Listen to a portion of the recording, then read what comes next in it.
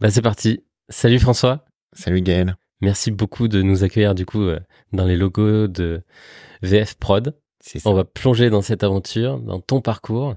Oui.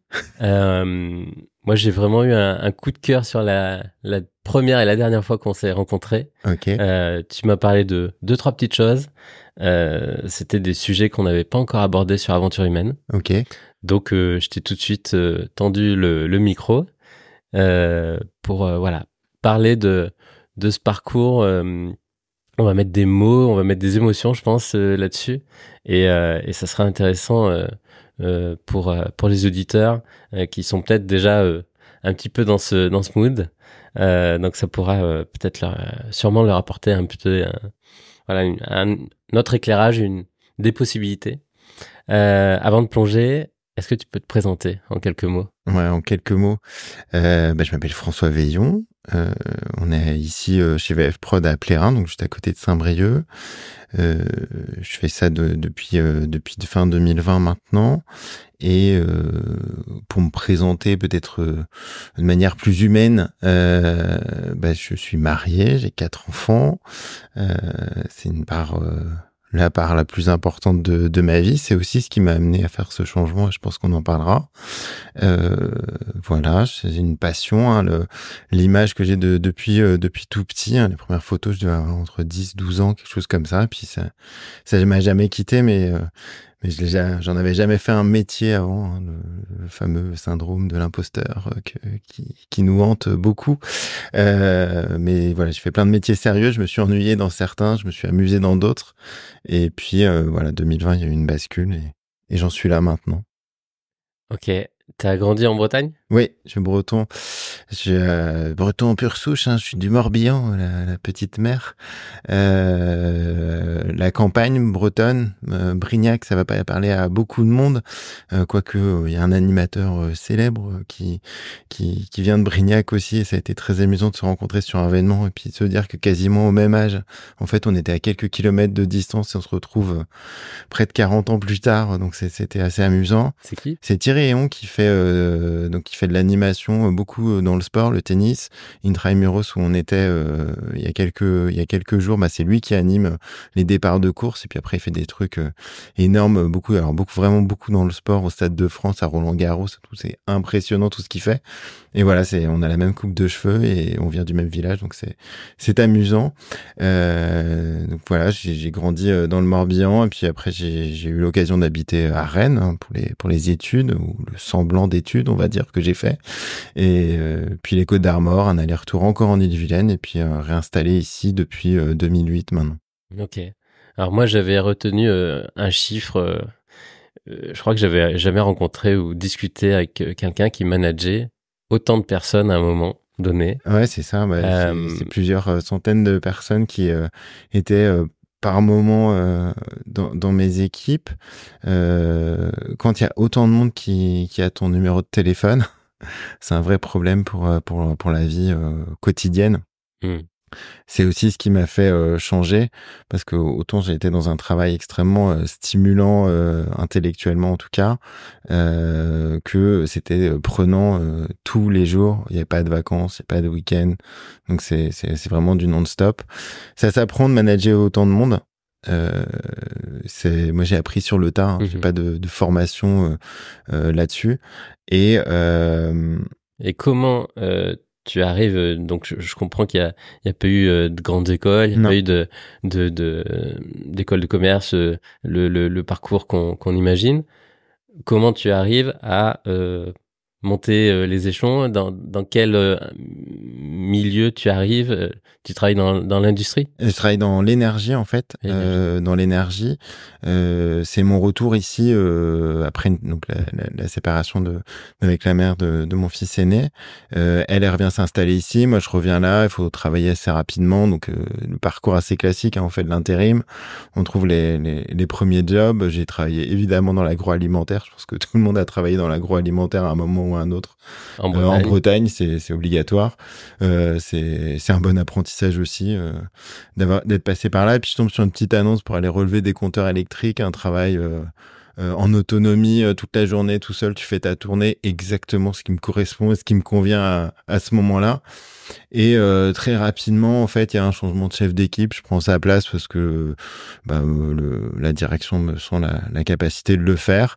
Et puis, petit à petit, au fil des mois, des années, je passe à l'échelon d'après, et puis encore celui d'après, et puis j'apprends, je mets en pratique ce que j'ai vu sur le terrain. Donc, pour le coup, c'est vraiment l'expérience du terrain qui m'a permis de manager les équipes et de parler clairement avec eux. J'avais certainement un discours différent des autres personnes au même niveau que moi qui étaient arrivées là parce qu'elles avaient été formées à gérer des gens. Et voilà, j'ai un discours peut-être plus franc, plus direct et au moins avec la connaissance. Donc c'est vrai que c'était intéressant pour moi de le faire. Maintenant, comme je dis, voilà, c'est quelque chose de très prenant. Je respecte beaucoup les gens qui qui arrivent à faire ça au quotidien. On en croise encore, j'en croise encore beaucoup. Et puis j'ai gardé des contacts avec d'anciens collègues. Donc c'est quelque chose qui prend beaucoup de temps, mais ça s'apprend. C'est beaucoup d'humains. Parfois c'est un peu trop d'humains quand il y a autant de monde, quoi. Et après, on s'imagine aussi l'autre pan du jeu politique interne à des groupes comme ça, dans lequel, à mon avis, tu rentres pas. Non. Mais ça doit quand même faire partie du quotidien un peu. C'est ça, exactement. Pardon. Mon départ, l'arrêt, tout ça, c'est après des mécaniques internes qui sont enclenchées sur des recrutements, sur moi une évolution qui normalement m'était destinée, puis qui finalement est jamais arrivée, et puis l'arrivée d'une personne complémentaire qui venait de l'extérieur, qui a pris cette place-là. Moi, je l'ai assez mal vécu à ce moment-là, mais ce jeu de politique-là, moi, alors m'a pas beaucoup intéressé parce que c'était pas du tout dans mon esprit d'aller chercher, de calculer, de comment on fait les choses. Je suis fils d'ouvrier. Le travail bien fait, ça a du sens. Et puis le respect de la parole donnée a aussi du sens. Malheureusement, on pourrait prendre ça pour un peu de naïveté encore aujourd'hui, mais c'est toujours comme ça que je suis drivé. Donc quand on me dit oui et qu'on y va, super. Et puis si on me dit oui, puis finalement on n'y va pas, mais que la raison elle est bonne, ça marche aussi, c'est ok. Quand toutes les conditions sont pas réunies, c'est un peu plus compliqué à vivre. Mais on apprend, c'est aussi le jeu des grandes entreprises. Et quand il y a plusieurs milliers de personnes qui travaillent, on se rend assez vite compte qu'à tous les échelons, alors hormis le très très haut, on est juste une personne, un numéro malheureusement dans ce genre d'entreprise. C'est aussi ce monde-là que j'ai quitté. J'y ai fait des super rencontres, j'ai appris beaucoup de choses. J'ai appris beaucoup de choses qui me servent encore aujourd'hui. J'arrive à m'adapter aujourd'hui à tout type de clients parce que j'ai rencontré plein de personnes différentes qui m'ont chacune apporté quelque chose. Donc, il faut se nourrir de ces expériences. C'est sûr que sur le coup, on peut l'avoir un petit peu mauvaise. Bon, après, le temps fait son œuvre. Hein. Bon, même les grands postes de très très haute direction, en un conseil d'administration, oui, on peut sortir. On peut sortir. On peut sortir avec un départ très confortable. Aussi, très confortable. C'est pas le cas. Plus on descend, moins c'est le cas quand même. Hein. C'est une réalité. Et est-ce que tu as senti qu'il allait avoir une autre direction? Est-ce que tu as décelé des signes? Ouais, est-ce que tu les as enfouis, mis de côté? Ouais, alors peut-être j'ai fait un peu l'autruche à un moment où voilà, il y a eu des changements dans la direction de l'entreprise et je me suis dit bon, ça va passer. Bon, quand j'ai vu que le niveau juste au-dessus du mien changeait de place et que finalement on le mettait sur un autre service alors qu'on était très efficient et qu'on fonctionnait vraiment très bien tous les deux, je me suis dit ça va coincer à un moment là. C'est parce qu'on était vraiment en binôme, ça faisait plusieurs années qu'on travaillait ensemble, les résultats étaient là, c'était très positif, tout se passait bien. L'arrivée d'une autre personne extérieure qui a voulu imposer sa marque, et ce que je peux comprendre quand on arrive dans une entreprise, on veut chercher à montrer qu'on est là, surtout quand on vient de chez un concurrent. C'est pas passé super. Et voilà, il m'a fallu quelques temps pour me dire bon, je vais pas continuer comme ça. C'est trop de temps à passer, c'est trop d'énergie. Et puis voilà, quand Il y a la vie de famille empathie, quoi. Quand tes dernières vacances, la dernière semaine de vacances, tu la passes au téléphone pour régler des problèmes de gens qui sont à l'autre bout de la France. Bon, il y a un moment où tu reviens, tu t'es pas reposé, en fait, hein. Tu réattaques dedans, et puis, Il y a pas de sens. arrive ce qui arrive, hein. Il y a un moment où ton corps te lâche et te dit, c'est bon, stop, on arrête, il faut se reposer, quoi. Et qu'est-ce qui s'est passé, justement, physiquement? Il y a eu un déclic un jour, ouais, je crois. clairement, hein, on fait ces vacances-là, je reprends une semaine, ou sur une semaine, je dois faire, je sais plus, Bourges, Orléans, Chartres, Paris, Rennes, enfin, des Bordeaux, enfin, je sais plus exactement je sais que j'ai pas vu le jour de toute la semaine, arrive le week-end, et le dimanche soir, j'ai une absence, de quelques minutes, et bah voilà, ma femme très clairement me dit, demain matin, c'est pas boulot, c'est docteur, quoi. On va aller voir quelqu'un, parce qu'il faut que ça stoppe. Et moi, alors, dans le déni total, j'ai le Covid. C'est ça que j'ai attrapé. Oui. Je suis pas bien.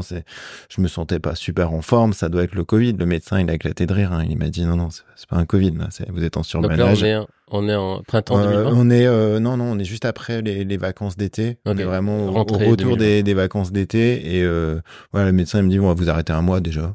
Hein, on va prendre ça.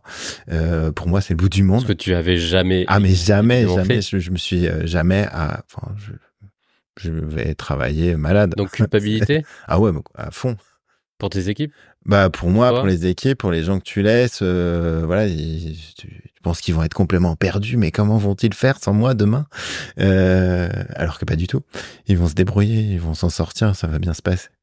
Et puis c'est ce moment, et la vrille, elle se fait très très vite. Je pense que l'idée de quitter et de faire autre chose est trop tête déjà depuis 1 an et demi, 2 ans. J'avais fait un déjeuner avec un ami, un copain de fac, Cyril, qui j'espère écoutera ce podcast, dans une guinguette qui s'appelle Chez Jojo. Alors là, franchement, c'est le coup ultime, parce que mon père s'appelait Joseph, et donc son surnom c'était évidemment Jojo.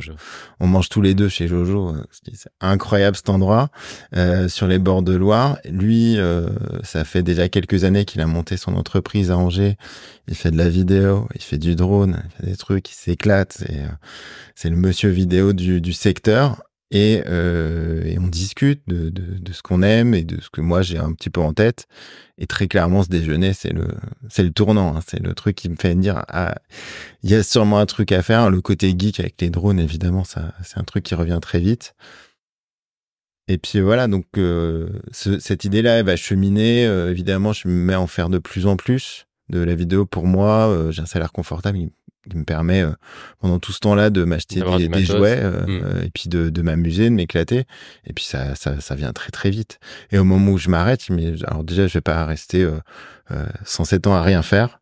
C'est pas le tempérament. Donc il faut trouver quelque chose à faire. Bon, je vais apprendre assez vite qu'il va falloir prendre le temps de se reposer, parce que on m'explique, et puis on m'explique qu'il y a 10 ans de fatigue cumulée, et qu'il va bien falloir qu'à un moment ça se repose un peu, parce qu'on n'est pas fait comme ça, quoi. Si on a mis les vacances en place et les week-ends, c'est pour une bonne raison, quoi. Le corps, l'esprit a besoin de se reposer de temps en temps. Donc je décide très sciemment d'une part d'annoncer que cet arrêt de travail, ça va être le commencement de la fin, et que donc il faut négocier la sortie, et que je vais monter autre chose, et que je vais partir, et que je vais tenter l'aventure, justement de faire de l'image mon métier, quoi. Et ça se passe comment, le départ? Le départ est tendu, hein. C'est des négociations. Il y a une partie dont évidemment je n'ai pas le droit de parler. J'ai signé des papiers. Mais c'est un peu tendu, parce que je pense qu'ils s'y attendent pas vraiment. Et puis on n'est pas d'accord sur comment on va partir, comment on va se séparer. Voilà. Donc ça prend du temps. Mais ça. Et pendant ce temps, tu peux. Ouais, je me pose. Tu peux te poser. Ouais, j'ai vraiment un temps de pause qui est important. Ça dure combien de temps? Ça doit durer 3-4 mois, un truc comme ça, où vraiment là je reprends un peu de temps contemplatif, des choses comme ça. Je me dis, je profite, les enfants sont à l'école, ma femme est au travail. Je dis voilà, il faut vraiment prendre le temps de faire les bonnes décisions. Je suis approché évidemment par des concurrents qui ont entendu que je sais pas trop comment, mais ils ont entendu que ça sentait le roussi, ouais, c'est voilà. Donc il y a une réflexion qui se pose au moment où il y a une offre qui tombe sur la table, et très clairement, après discussion dans le cercle familial, le truc revient de se dire, mais d'accord, ok, c'est une autre boîte, pas la même taille, etc., mais tu vas faire la même chose. Et c'est de l'opérationnel, et c'est plein de gens, et bon, c'est reparti, quoi. Donc non, on décline et on n'y va pas. Et après, bah voilà, une fois que tout est signé et que le départ est acté, bah le lendemain, le siret est ouvert, le siret est ouvert le lendemain. Tout est prêt pour y aller, quoi. Et commence la phase de prospection, de recherche de clients, parce que c'est bien beau d'avoir l'idée de faire de la passion, de dire voilà, ça fait des années que j'en fais, etc., mais je l'ai jamais fait professionnellement. C'est un autre monde.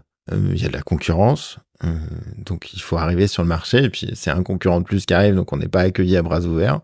Est-ce que ton positionnement, est-ce que aujourd'hui, ce qui fait, on va dire, ta marque de fabrique, elle était déjà prête, identifiée? Pas du tout. Comment tu as... Je suis vraiment arrivé. Je suis arrivé avec l'idée, je vais faire du drone. C'est ça qui me plaît. Et voilà. Et puis bon, on prend une caméra à côté parce qu'on fait du drone, on fait du sol un peu.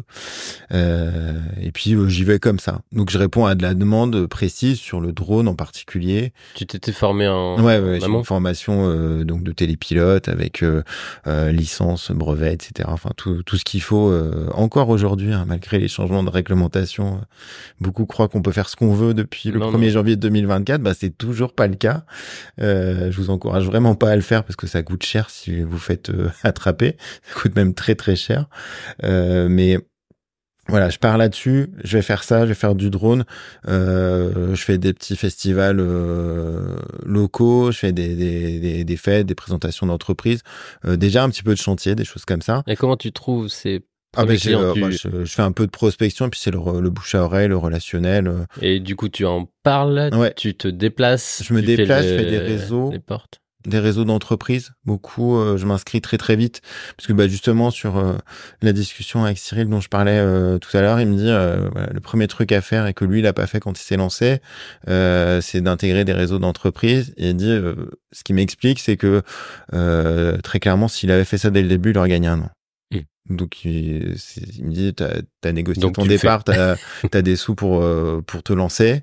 J'ai sécurisé les choses. Hein. J'ai 4 enfants. J'ai dit on y va. On va pas y aller n'importe comment non plus. On essaie d'être un peu sérieux quand même. Et donc je vais les premiers réseaux et je travaille. Voilà, ça, je pense que ça me prend 3-4 mois à me dire l'offre.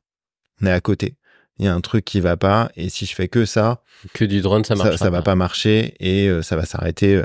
Voilà, je vais tenir 2 ans et ça sera fini.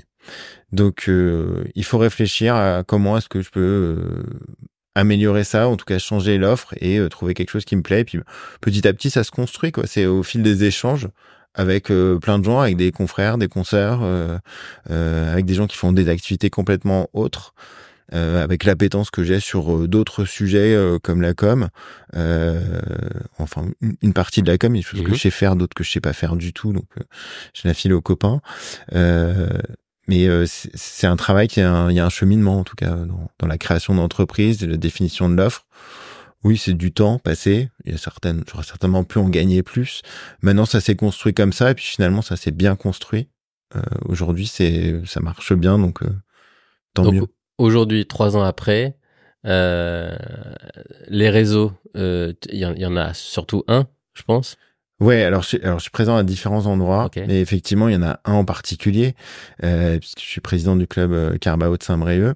C'est par là qu'on s'est rencontrés. C'est là, ouais. Je suis venu faire un tour dans le Carbao Lannion-Perros, puisque le réseau permet d'aller visiter les clubs à côté. C'est l'occasion. Et donc, Erwan Fajol m'a dit, mais viens nous voir.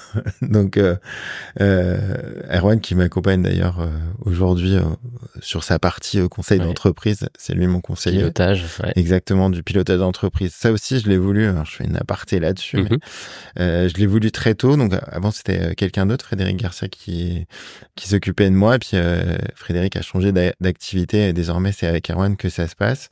J'ai voulu avoir ça, alors j'ai fait de l'opérationnel pendant une dizaine d'années. Donc, les tableurs Excel, c'est bon, je maîtrise. Les charges, ce genre de trucs, je vois bien. C'est pas ça que je suis venu chercher en ayant quelqu'un qui fait du pilotage d'entreprise, c'est d'avoir un regard extérieur. Et je pense que c'est exactement ça qu'ils font.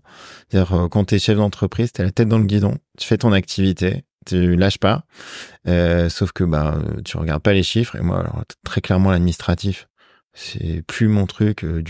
Ça n'a jamais été vraiment mon truc, mais là, vraiment me plonger dans les trucs, faire des tableurs, des machins, ça m'intéresse plus du tout. J'ai plus envie de le faire. Je pense que j'ai fait un blocage. Dès que je vois l'icône Excel, ça me fait un blocage, un petit sursaut. Ouais, ça se passe pas bien du tout.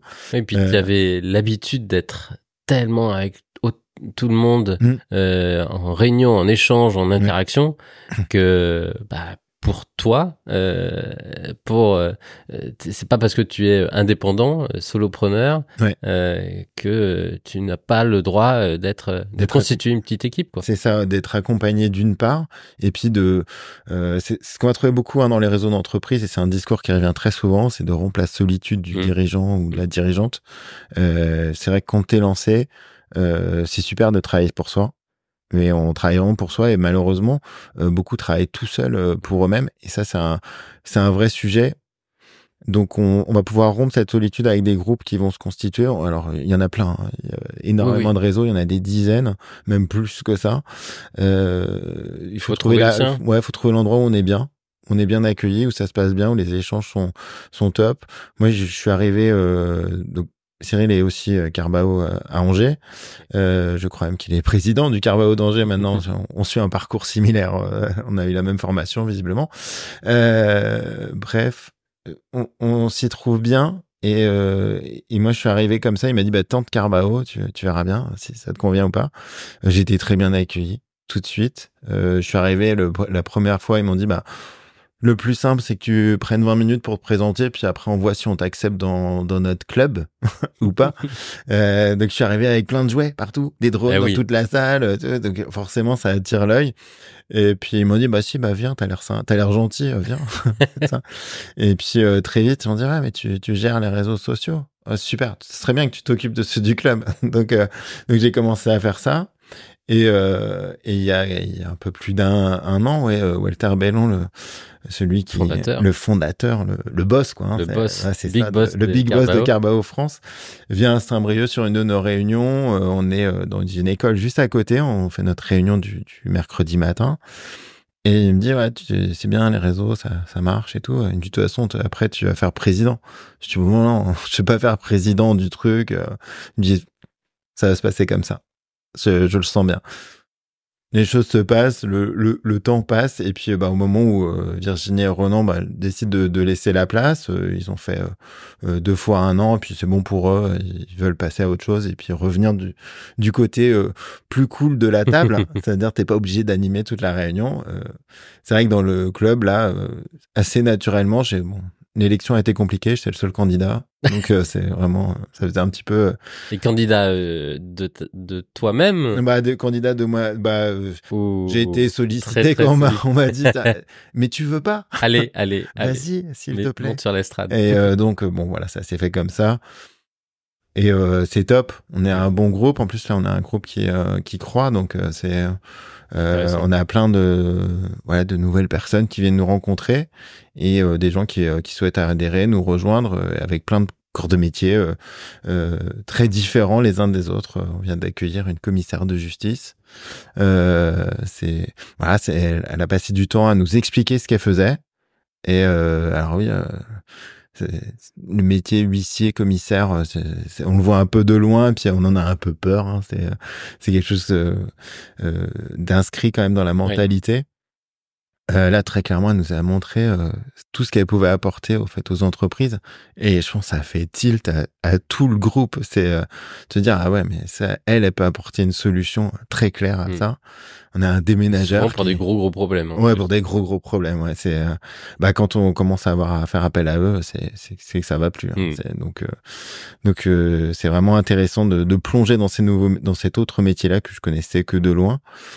On a un déménageur qui vient d'arriver, des gens qui font Il y a du des standard synergies téléphonique. incroyables Il y a à faire. plein de gens, plein de métiers. On a voilà une vingtaine de personnes aujourd'hui à Saint-Brieuc qui sont présentes tous les 15 jours pour ce club-là.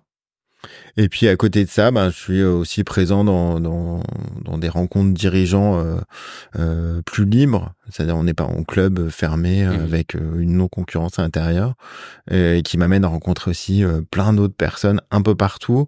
Donc dans le réseau d'Isnabaye et j'étais à Nantes là cette semaine. J'ai rencontré voilà un autre pilote de drone mais qui fait que du drone.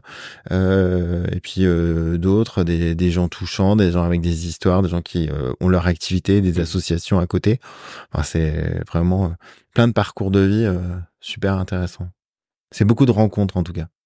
Et c'est comme ça que souvent on se nourrit Oui. et on évolue. Alors aujourd'hui aussi, il y a une part incroyable, c'est ton image. Ouais. Part incroyable, on te voit partout. En tout cas, c'est le retour de beaucoup de tes clients, de tes partenaires. Moi, effectivement, de quelques concurrents aussi. Pour venir, bah oui, ça marche. Ça marche. Pour venir ici, je me suis dit, je vais trouver le camion avec ta trombine, effectivement. Comment ça s'est mis en place? Est-ce que, c'est pas anodin de prendre un camion et de le logoter comme ça? C'est ça. Comment ça s'est construit? Alors c'est un processus qui a mis du temps. Ok. Quand j'ai commencé, j'ai montré beaucoup ce que je faisais, les vidéos des autres entreprises, etc., en disant, hey, c'est moi qui l'ai fait. Hey, c'est moi qui fais ceci. Et donc voilà, j'avais une communication qui était comme ça, et je me disais, il faut que je montre aux autres, et ça parlera aux gens, etc. Ce qui est vrai, ça marche, hein. Tu fais des vidéos de chantier, tu montres à des gens qui font des chantiers, on dit, voilà, on peut faire ça. Ça fonctionne. Mais je me rends compte, et c'est vrai que pour avoir suivi voilà, beaucoup d'influenceurs toute l'année dernière et même l'année d'avant, le discours sur la marque personnelle et ton positionnement, toi-même tu représentes ton entreprise, il est vraiment important à développer et encore plus aujourd'hui. Le truc, c'est que je me voyais pas faire c'est ce que je dis aux gens, faites pas de selfies en photo de profil, par pitié. Arrêtez les selfies en voiture, au bureau, tout ça, c'est hideux. Appelez un photographe, n'importe qui, faites une séance photo pro et vous aurez une belle photo. Enfin, normalement.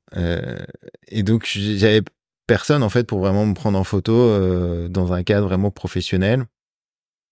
L'année dernière, donc j'avais Romane en alternance chez moi et on a commencé à faire des photos.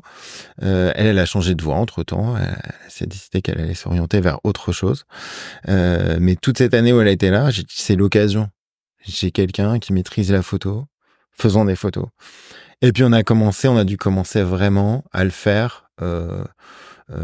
Donc c'était la période de Noël, avant Noël, et à faire des photos où on s'est dit tiens, si on faisait un shooting un peu délirant, on a acheté des décos de Noël, des trucs, on s'est mis des chapeaux et on a fait n'importe quoi. Photo la plus vue de mon fil LinkedIn ever. C'est un truc hallucinant. Il y a du commentaire de partout, du like. Et 2 semaines après, j'ai des appels de gens qui me disent ouais, on peut faire des photos nous aussi là, le chouette fond noir, le bel éclairage, c'est ça qu'on voudrait. Je dis mais en fait c'est ça quoi, faut que je me montre un peu plus peut-être. Et puis j'ai continué à me montrer. Et quand mon camion est arrivé, donc j'avais ma photo sur les cartes de visite, la base. La question c'est de savoir comment est-ce qu'on logote et comment est-ce qu'on fait le covering du camion. J'ai envoyé à la boîte qui est à l'emballe chez Laurent une photo et j'ai dit voilà, c'est ça que je veux sur mon camion. Il m'a dit t'es faux. Très bien, super. Et donc je suis allé au covering quand tu attendais. Ouais, qui me dit c'est super. Et donc il y a ça, on a un petit panneau devant la porte annexe du bâtiment où c'est aussi ma tête. J'ai fait dessiner ma tête sur mes chaussures. Le gars s'aime beaucoup. C'est ce qu'on dit là, c'est un petit souci. Donc, non, tout va bien. Tout va bien parce que ça fait parler de toi. Ouais, ça fait parler de moi. Et c'est dans le détail quoi. Là, les chaussures, c'est la joke. Hein. C'est le truc marrant. Je dis ah ouais, je connais un illustrateur à Saint-Malo, Reg, et qui organise Intramuros aussi. Et je dis tu peux me faire ça ça sur les chaussures? Ouais, bien sûr. Donc, je lui envoie 2 paires et je récupère. Il m'envoie l'idée. Je dis, c'est génial. C'est exactement ça que je Je le voulais. veux Il a partout. réussi à extraire la photo pour en faire un dessin. Donc, vraiment à main levée, ça rend super bien. Et j'ai des chaussures uniques. Et ça, c'est mon 2e post Instagram, LinkedIn, le plus vu. J'ai récupéré les chaussures, j'ai fait un beauty shot ici, vraiment un pack shot promotionnel, comme si on faisait des chaussures de marque.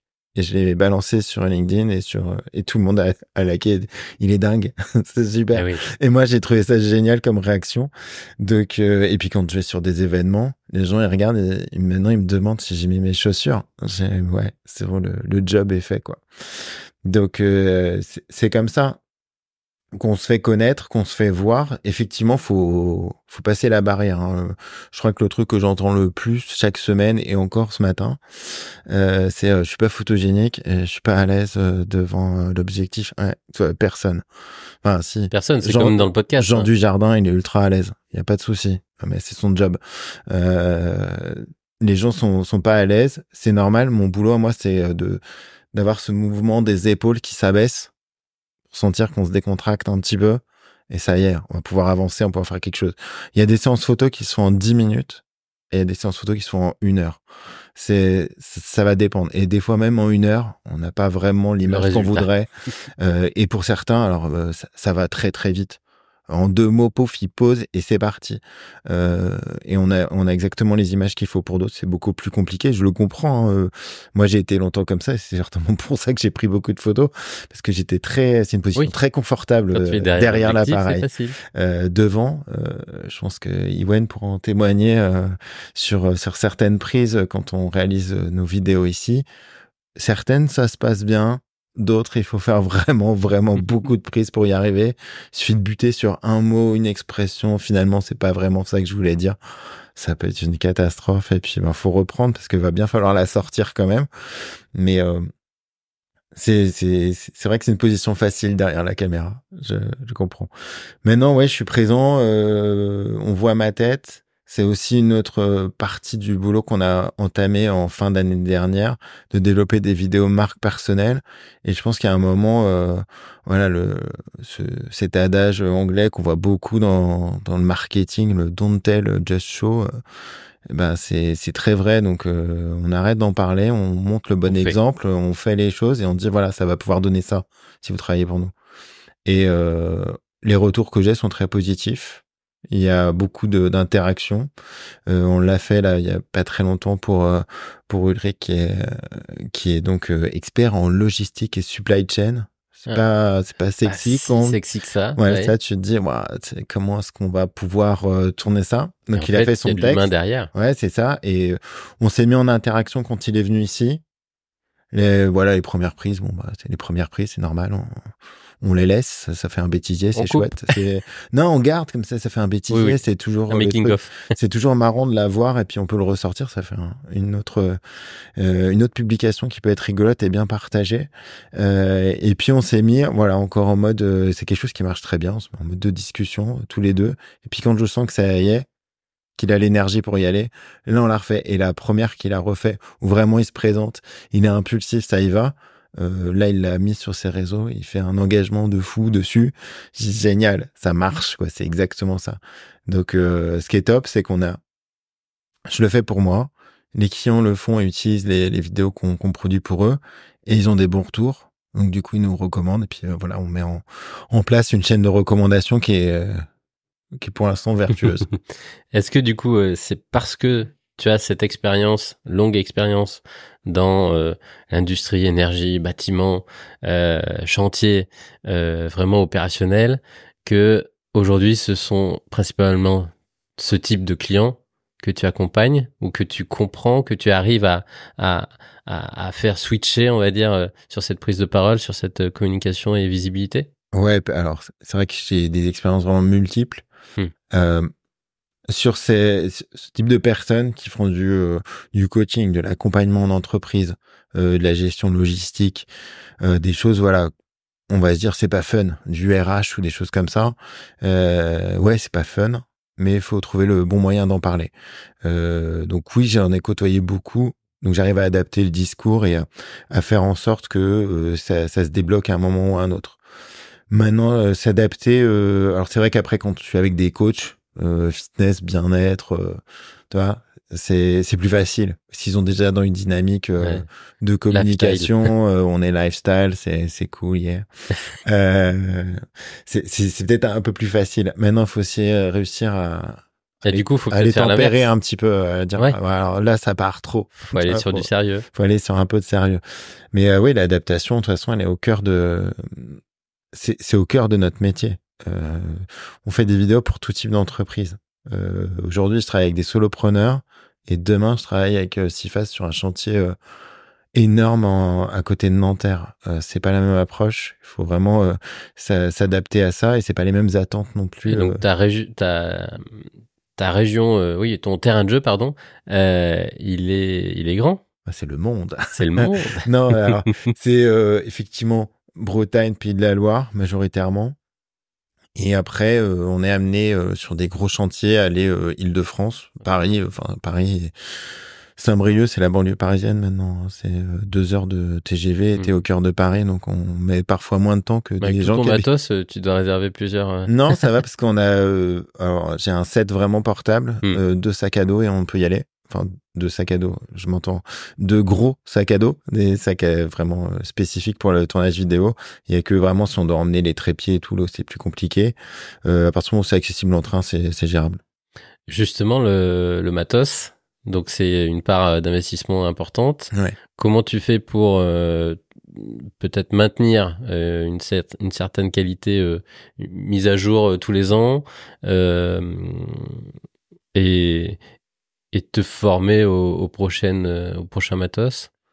Alors, le matos a évolué sur les premières années. J'ai augmenté le nombre de caméras présentes pour pouvoir répondre à différentes demandes. Maintenant, j'estime que ce que j'ai permet de travailler très correctement dans ce que je fais, de ce que je produis. Donc, j'ai pas vraiment de nécessité, hormis ce côté geek qui va pas disparaître comme ça, d'acheter les toutes dernières caméras qui font des trucs de fou et puis qui me serviront peut-être une fois dans l'année. Au regard du prix des caméras, faut vraiment. Tu loues de temps en temps? J'ai pas eu l'occasion, mais je sais que si je connais les services qui le font, si vraiment il y a un besoin spécifique, autant la louer. On la prévoit dans la prestation et puis ça sera tout aussi simple. Maintenant, pour ce qu'on utilise en interne, là, on est filmé par un GH6, un G9. C'est des caméras qui sont qui marchent très bien pour ça et qui font le job aussi bien là sur de l'interview que sur de la vidéo d'entreprise. Et puis les drones, il y a des évolutions tous les ans. Il y en a au minimum un nouveau dans la marque qu'on suit qui sort tous les ans. On va peut-être pas changer tous les ans non plus. Il faut les amortir. Là, pour le coup, il faut avoir peut-être un petit côté entrepreneur et gestion en bon père de famille, comme on disait dans les années 80. Et tu investis, tu achètes directement avec ta trésor ou tu finances? Ça a été financé la plupart, ouais. Okay. Il y a une partie qui est au tout début, c'est du perso et je les ai achetés comme ça. Et après, je fais financer, ouais. Ok. Et du coup, après, donc oui, avant tu faisais de la photo, de la vidéo, mais il y a une partie de montage, il y a une partie de prod, il y a une partie de réalisation. Ça, comment tu le gères? Comment tu t'y es mis? Alors le montage, l'usage du logiciel, je crois que je l'ai ouvert une fois, j'ai compris comment ça marchait, ça a été bon, ça a été plié, ça, voilà. Je me dis, j'ai un gros côté geek. On retrouve des modes de fonctionnement. Après, aller se perfectionner, on prend des cours à distance pour la plupart, et puis on essaie d'apprendre les petites techniques, la chose qui change. Puis on regarde beaucoup de vidéos. D'autres. Et puis on essaie de s'inspirer, de se dire mais comment il a fait ça? C'est le blanc, le truc qui va t'énerver pendant 2 jours. C'est pas possible, je sais pas le faire. Et donc je vais absolument apprendre à le faire. Et après sur les idées. Mais je crois que c'est un truc qui existe depuis que je suis tout petit. Je vais entrer quelque part et je vais me dire mais comment je fais pour filmer ça? Qu'est-ce que je ferais là? Et ça arrivait plein de fois. Alors beaucoup sur du paysage, etc. En me disant, ouais, ce serait trop bien de passer avec un drone, de raser la colline, d'arriver sur la mer. Voilà, les trucs se construisent dans la tête. Évidemment, c'est éphémère, hein, ça disparaît. Donc c'est pour ça que je conseille aux gens, vous voulez créer du contenu, ouvrez les notes dans votre téléphone, notez. Et puis il y a un jour, ça servira.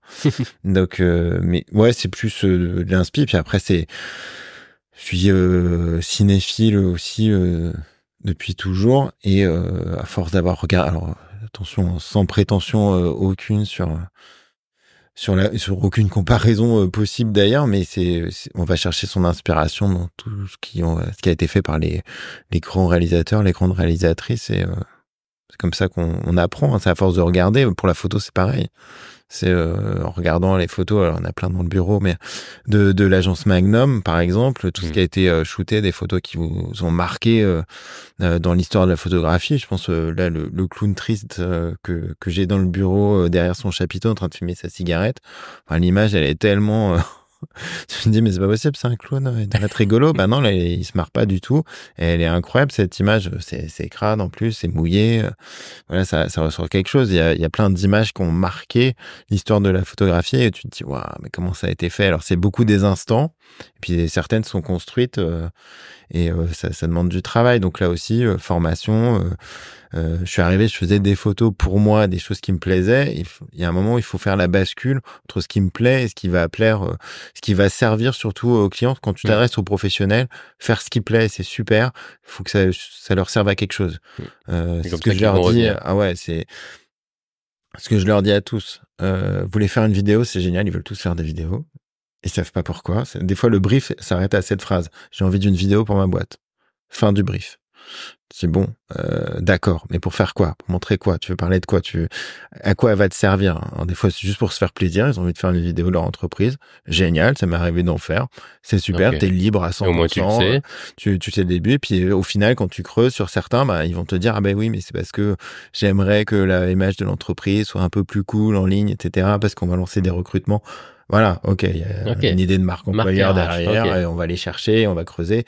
C'est pas la même approche.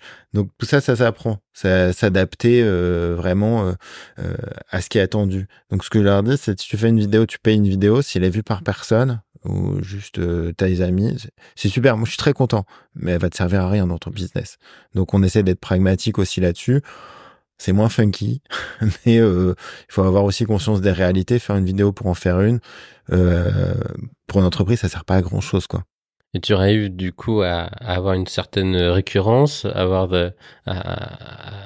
mettre en perspective des besoins réguliers, on va dire, tous les 3 mois, tu shootes chez tous tes clients. Alors pas chez tous. Enfin, une partie. Pas chez tous. On a alors les vidéos de chantier. Outre le fait que c'est super de voir des gros engins dans tous les sens qui balancent de la terre, etc. Le côté petit garçon qui jouait dans le bac à sable, il revient très très vite. Tu dis waouh, c'est incroyable, les grues et tout, les mouvements. Donc on a vraiment des images géniales à faire. Mais ce qui est super pour nous, c'est qu'un chantier, ça se fait pas en 2 jours. Donc on prévoit passer 1 fois, 2 fois, 3 fois, et puis ça peut s'étendre sur 1 an, 2 ans, 3 ans, en fonction de la taille du chantier.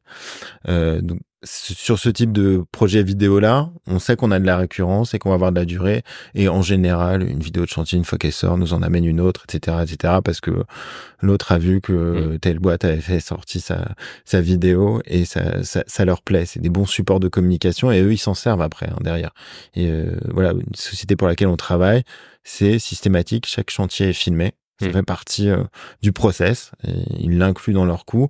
Et quand ils font des salons, ils ont des écrans géants avec tout ça, toutes les vidéos. Et on m'ôtera pas de l'idée que quand tu es sur un salon, t'as tes commerciaux, ils sont là, mais happer le regard des gens. Si t'as un écran qui tourne avec des images qui tapent, là vraiment, le commercial n'a plus qu'à... La personne s'est arrêtée. C'est comme sur Internet, hein, tu t'arrêtes le scroll, t'as gagné, c'est bon. La personne s'est arrêtée, il faut faire ton job après, hein, de commercial et vendre tes prestations. Donc là-dessus, on a de la récurrence et on a de la récurrence pour les clients dont on gère les réseaux sociaux, puisqu'on prévoit dans le package de faire des passages réguliers sur des évolutions. Là, par exemple, ce matin, c'était dans un magasin d'ameublement qui va entamer des travaux. Donc, on a fait les vues d'avant. Il va y avoir les travaux. Il va y avoir un moment où ils vont liquider leur stock pour pouvoir faire place nette et être prêts à accueillir les travaux et transformer le magasin. Donc, on va avoir du avant, pendant, après. Et après, on fait plein de passages donc qui sont prévus dans les prestations réseaux sociaux. On le fait pour une coach aussi très régulièrement et pour une autre société de services où on crée du contenu. Donc forcément, il y a de la récurrence. Après, dans notre milieu, il y a aussi du one shot. On va faire une fois et puis ça sera très bien. C'est comme ça. Oui, ça. Sur l'événementiel, l'événementiel, on a la récurrence de l'événement. Si de l'année. Ouais. Si on a bien travaillé l'année d'avant, ils nous rappellent. Et puis si ça leur a pas plu, ils nous rappellent pas. C'est pas arrivé encore. Donc c'est que ça va. On vient de faire 2 années de suite Intramuros. C'était incroyable. À Saint-Malo. Ouais, à Saint-Malo, c'était génial. Là, une grosse fête. Et puis là, c'est vraiment l'événement qui me plaît. Parce que donc j'y vais, on était avec Iwen cette année, et puis j'emmène d'autres freelances, d'autres gens qui font la même chose que moi, qui sont dans le même secteur. C'est aussi mon approche de la concurrence. Des confrères, c'est ça, ouais. Mais c'est un vrai sujet de discussion. Comment est-ce que tu approches ta concurrence? Ça dépend. J'ai des gens qui sont vraiment des concurrents, et puis d'autres pas. Pour la petite histoire, au début, je faisais que du drone. Et donc Thibaut Maître-Jean qui est installé depuis longtemps maintenant et qui fait de la vidéo avec une quali de fou. Il a eu besoin d'un pilote de drone sur un projet éolien et on se connaissait pas. Il a trouvé mon téléphone, il m'a dit t'es dispo après-demain. T'es en lancement, t'es dispo. Oui. T'es dispo. Surtout quand le gars que tu suis et tu dis il travaille super bien. Il t'appelle, tu dis t'y vas. Tu te débrouilles, tu gères ton planning comme tu veux, mais t'y vas. Et on a commencé à travailler comme ça. Il m'a demandé plein de fois. On a collaboré plein de fois. Bon, maintenant, il a passé son brevet de pilote, donc il a moins besoin de moi, mais c'est le jeu. Et là, du coup, c'est aussi, déjà l'année dernière et puis encore cette année, de dire, tiens, t'es dispo, à ton tour, viens sur un de mes événements et puis voilà, on se renvoie la balle. Et je trouve, là, on est vraiment dans un échange qui est sain. Il n'y a pas de... Voilà, il n'y a pas de précaré qui se garde et on va pas se battre pour. Donc ça se passe super bien. Avec d'autres, c'est plus compliqué. Mais c'est pas grave, on travaille pas ensemble et puis après c'est leur choix et je le respecte, aucun problème. Mais on est dans un milieu où on sait qu'on est beaucoup à être soit seul, soit vraiment dans des toutes petites équipes. Donc quand il y a des gros événements, si tu t'entends pas bien avec les gens qui font la même chose que toi, t'auras pas l'événement parce que personne voudra travailler avec toi. Donc soit t'essayes d'entretenir des vraies relations saines et puis du vrai échange. Il s'agit pas de faire semblant d'eux. C'est pas trop... Enfin, ça se voit de toute façon. Hein, quand on fait semblant d'eux, ça se voit au bout d'un moment. Et là, tu pourras aller sur des gros événements et répondre vraiment à la super prestation. On n'a pas encore eu l'occasion de faire des gros festivals. J'espère qu'un jour, ça se fera. Mais voilà, si un jour... le directeur des Vieilles Charrues écoute ce podcast, je peux lui laisser mes coordonnées avec plaisir. On ira beaucoup s'amuser. C'est sûr. Comment tu t'organises du coup pour faire tout ça sans retomber dans un schéma qui a déjà été vécu? C'est pas facile.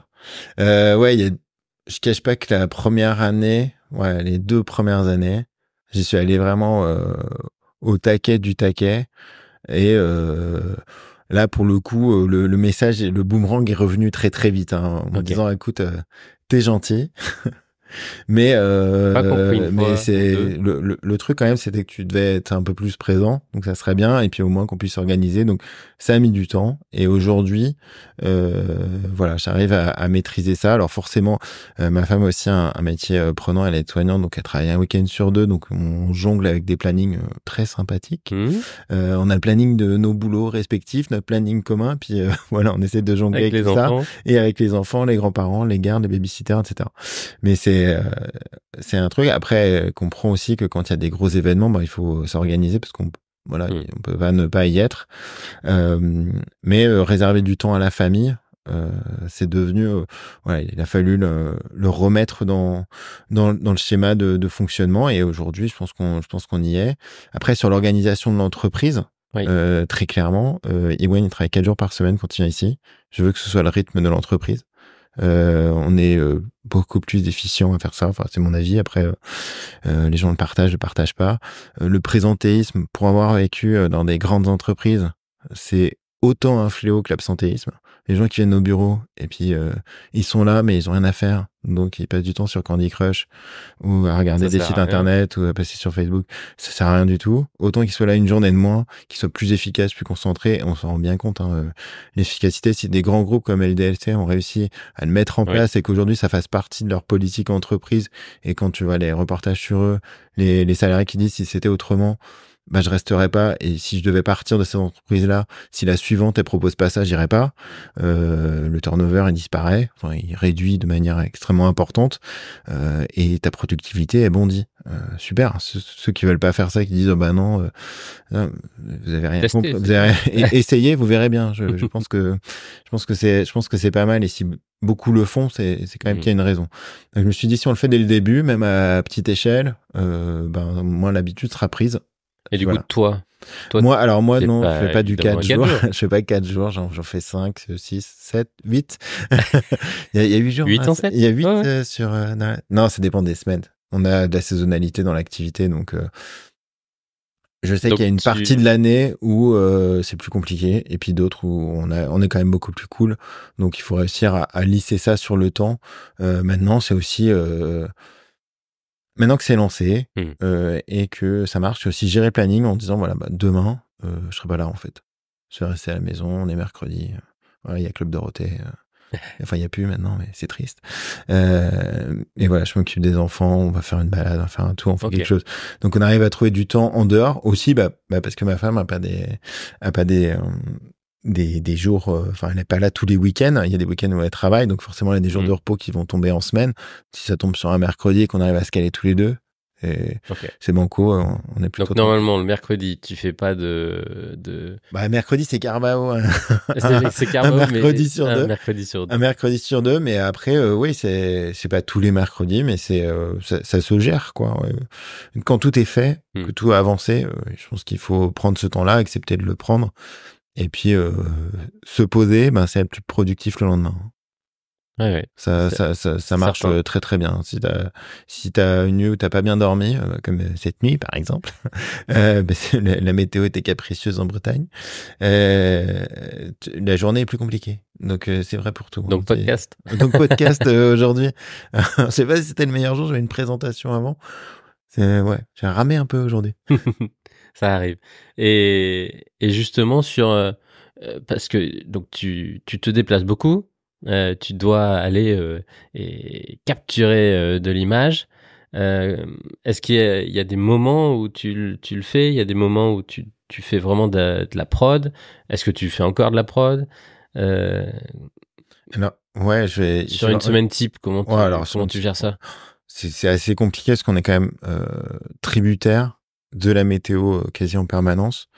C'est vraiment un facteur extrêmement important. Donc là, sur les dernières semaines, de la prod à fond parce que il pleuvait, hein, donc les drones ça vole pas. Et quand il y a un rayon de soleil, on se faufile pour essayer d'aller faire les 3 images qui nous manquent sur un chantier à côté. Ça a été exactement ça. Il faisait beau pendant 1 heure, donc on y allait. J'ai pris et on est parti. Et après 1 heure après, il pleuvait à fond, donc c'était le bon moment. Donc ça va être dicté par ça va être dicté par le besoin. Si on a une date échéance, notamment sur le retour de vidéos, donc de la prod, c'est vrai qu'Ewen fait beaucoup de montage. J'en fais aussi. Il est pas là tout le temps, donc j'en fais aussi. C'est pas forcément ce que j'aime le plus faire, mais j'en fais quand même. Et après, ça dépend vraiment de ce qu'on a dans le pipe, exactement. Je cherchais le mot. Il y a beaucoup de choses dans le pipe, donc on essaie d'organiser les choses. Mais la météo, on est en Bretagne, hein, il faut faire avec. Ouais, tu m'étonnes. On l'aime bien, mais il y a vraiment, il y a des, quand ça s'aligne 3 semaines d'affilée où il pleut tout le temps, ça peut arriver, je le dis aux gens qui écoutent, ça arrive, ne venez pas tous en vacances en Bretagne. Quand c'est 3 semaines d'affilée, c'est très compliqué. Et parce que le client typiquement il va dire ouais mais demain il fait beau. Oui non mais ça fait 2 jours qu'il pleut, donc ton parking il est trempé, ton bâtiment il est trempé, donc ça va se voir, donc c'est pas beau. Donc alors si il y a un rayon de soleil, alors il y a un rayon de soleil entre deux nuages, ça fait juste une grosse tache jaune en plein milieu au sol, ça marche pas non plus. Donc il faut réussir à expliquer ça. Donc forcément dès que le printemps va commencer à arriver, qu'on va avoir des plages de beau temps plus élargies, plus étendues, ouais là ça va réaccélérer. Ouais, j'avais absolument pas conscience d'une saisonnalité, on va dire. Et du coup, il y a sûrement des offres et des services à mettre en place automne-hiver Ouais. pour préparer peut-être les beaux jours, aller capturer, mais plutôt en intérieur. Ouais, c'est pour ça qu'on a développé aussi les parties de vidéo marque personnelle parce qu'elles Ouais. peuvent se faire en studio. Donc, soit ici directement, les gens ils viennent jusqu'à Plérin, puis on les enregistre ici. Mhm. Soit on va directement dans leur boîte. Donc, et puis on fait ça dans leur environnement Mhm. ou dans un coworking, ça peut marcher aussi. Donc, on a tous ces tournages-là d'interviews, de présentations. On fait du témoignage client aussi. Donc, ça, des choses qui se font en intérieur. Ton client vient parler de son expérience avec toi, puis c'est quelque chose qui marche très bien. Ça marche beaucoup mieux qu'un avis Google. Ça va frapper parce que c'est un témoignage. Il faut essayer là encore se mettre en mode conversation. Et puis on a un discours qui est naturel, qui est pas la lecture du script qui a été rédigé avant. Donc ça marche bien. Donc et autrement, donc ce qu'on va faire sur cette période où ça peut être un peu plus compliqué. Alors on va pas se mentir, hein, il pleut pas tout le temps non plus. On a quand même des périodes où même en hiver, on arrive à faire des super shots. Même sur Perros-Guirec, là on avait fait sur le port et plein de choses, et en travaillant un peu l'image, finalement on est passé de décembre à juillet en 2 réglages sur l'image, et on a dit mais comment t'as fait? C'est de la magie, je cherche pas, mais t'as personne en maillot de bain, mais c'est normal parce qu'il faisait 8 degrés, mais la lumière était nickel, donc on était au bon moment. On arrive à s'organiser. Après, sur ce qu'on fait, les réseaux sociaux ne s'arrêtent pas, eux. Et il y a toute une activité qui va arriver alors en fin d'année.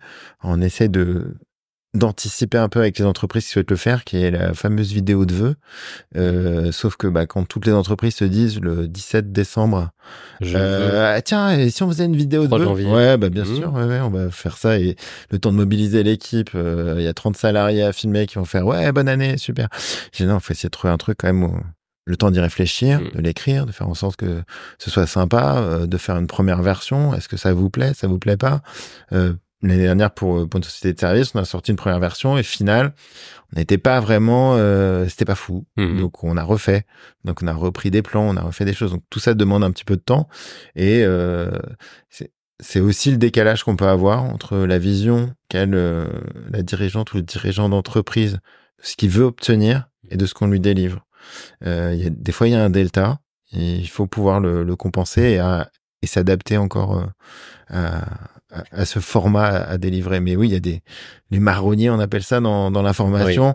Oui. La vidéo de vœux, elle en fait partie, et c'est devenu aujourd'hui une quasi-obligation. Hein. Tu ouvres LinkedIn le 2 janvier, il y en a partout. Ça dégouline sur le fil d'actualité. Donc, mon conseil est évidemment de ne pas la sortir le 2 janvier. Je le dis à tout le monde, ne le faites pas, elle sera pas vue. Ça sert plus à rien. Il y a trop de publications, tout le monde publie en même temps, ça marche pas.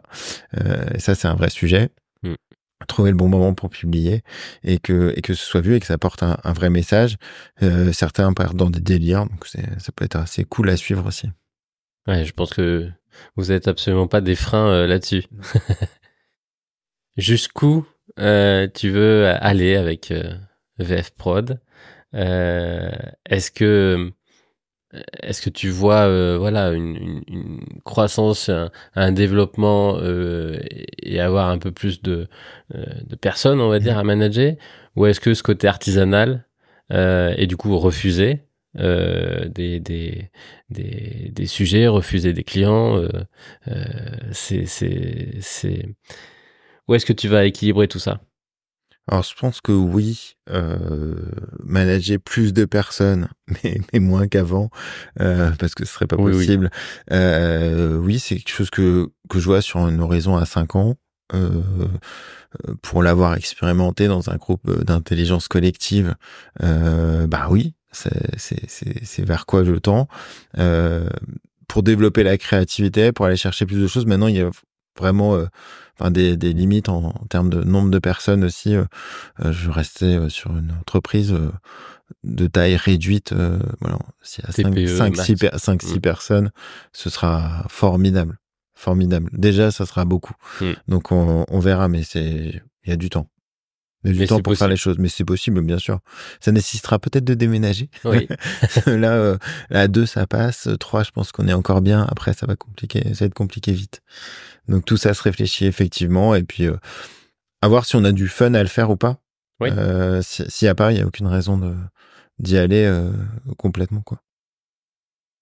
Mais ça se réfléchit. On a des gens autour de nous qui nous accompagnent et qui nous donnent des conseils. Donc, on est présent dans plein on essaie d'apprendre en tout cas cette posture de chef d'entreprise un peu plus, de manière un peu plus intense, notamment avec le CJD ici. Et donc, c'est vrai que c'est des conseils vraiment de dirigeantes et de dirigeants qui sont qui ont de la bouteille, comme on dit, et tous les conseils sont bons à prendre. Donc après, il faut les trier aussi. C'est ça, il faut les trier. Et puis il y a des gens qui managent, qui ont leur entreprise avec 60-70 salariés. Là, je trouve ça vraiment, quand t'es le patron vraiment d'autant de monde, c'est vraiment de la difficulté. C'est super, mais ça peut être de la difficulté au quotidien aussi. C'est vraiment du non-stop. Et puis d'autres avec qui j'ai pu échanger aussi, qui ont grossi aussi, qui font la même chose que moi. Ils ont grossi et puis ils en sont revenus. Et au final, je crois qu'ils sont 2 maintenant. Je voudrais pas dire de bêtises. Je crois que c'est ça. Ils sont arrivés à 2 et ça leur va très bien. Ils font moins de projets, mais ça leur plaît plus. Et ils ont sélectionné et puis ça s'est fait naturellement. Donc il faut voir aussi si on y trouve du plaisir et si ça se passe bien. Après, dans l'idée d'avoir une vie de famille épanouie, oui, je pense qu'il faut un peu plus de monde pour que la vie de l'entreprise continue sur des moments où t'es pas là. Et si l'entreprise fonctionne quand t'es pas là aussi, je pense qu'il y a une grosse partie du taf qui est faite, quoi. Ouais, c'est la tranquillité suprême. Un but important.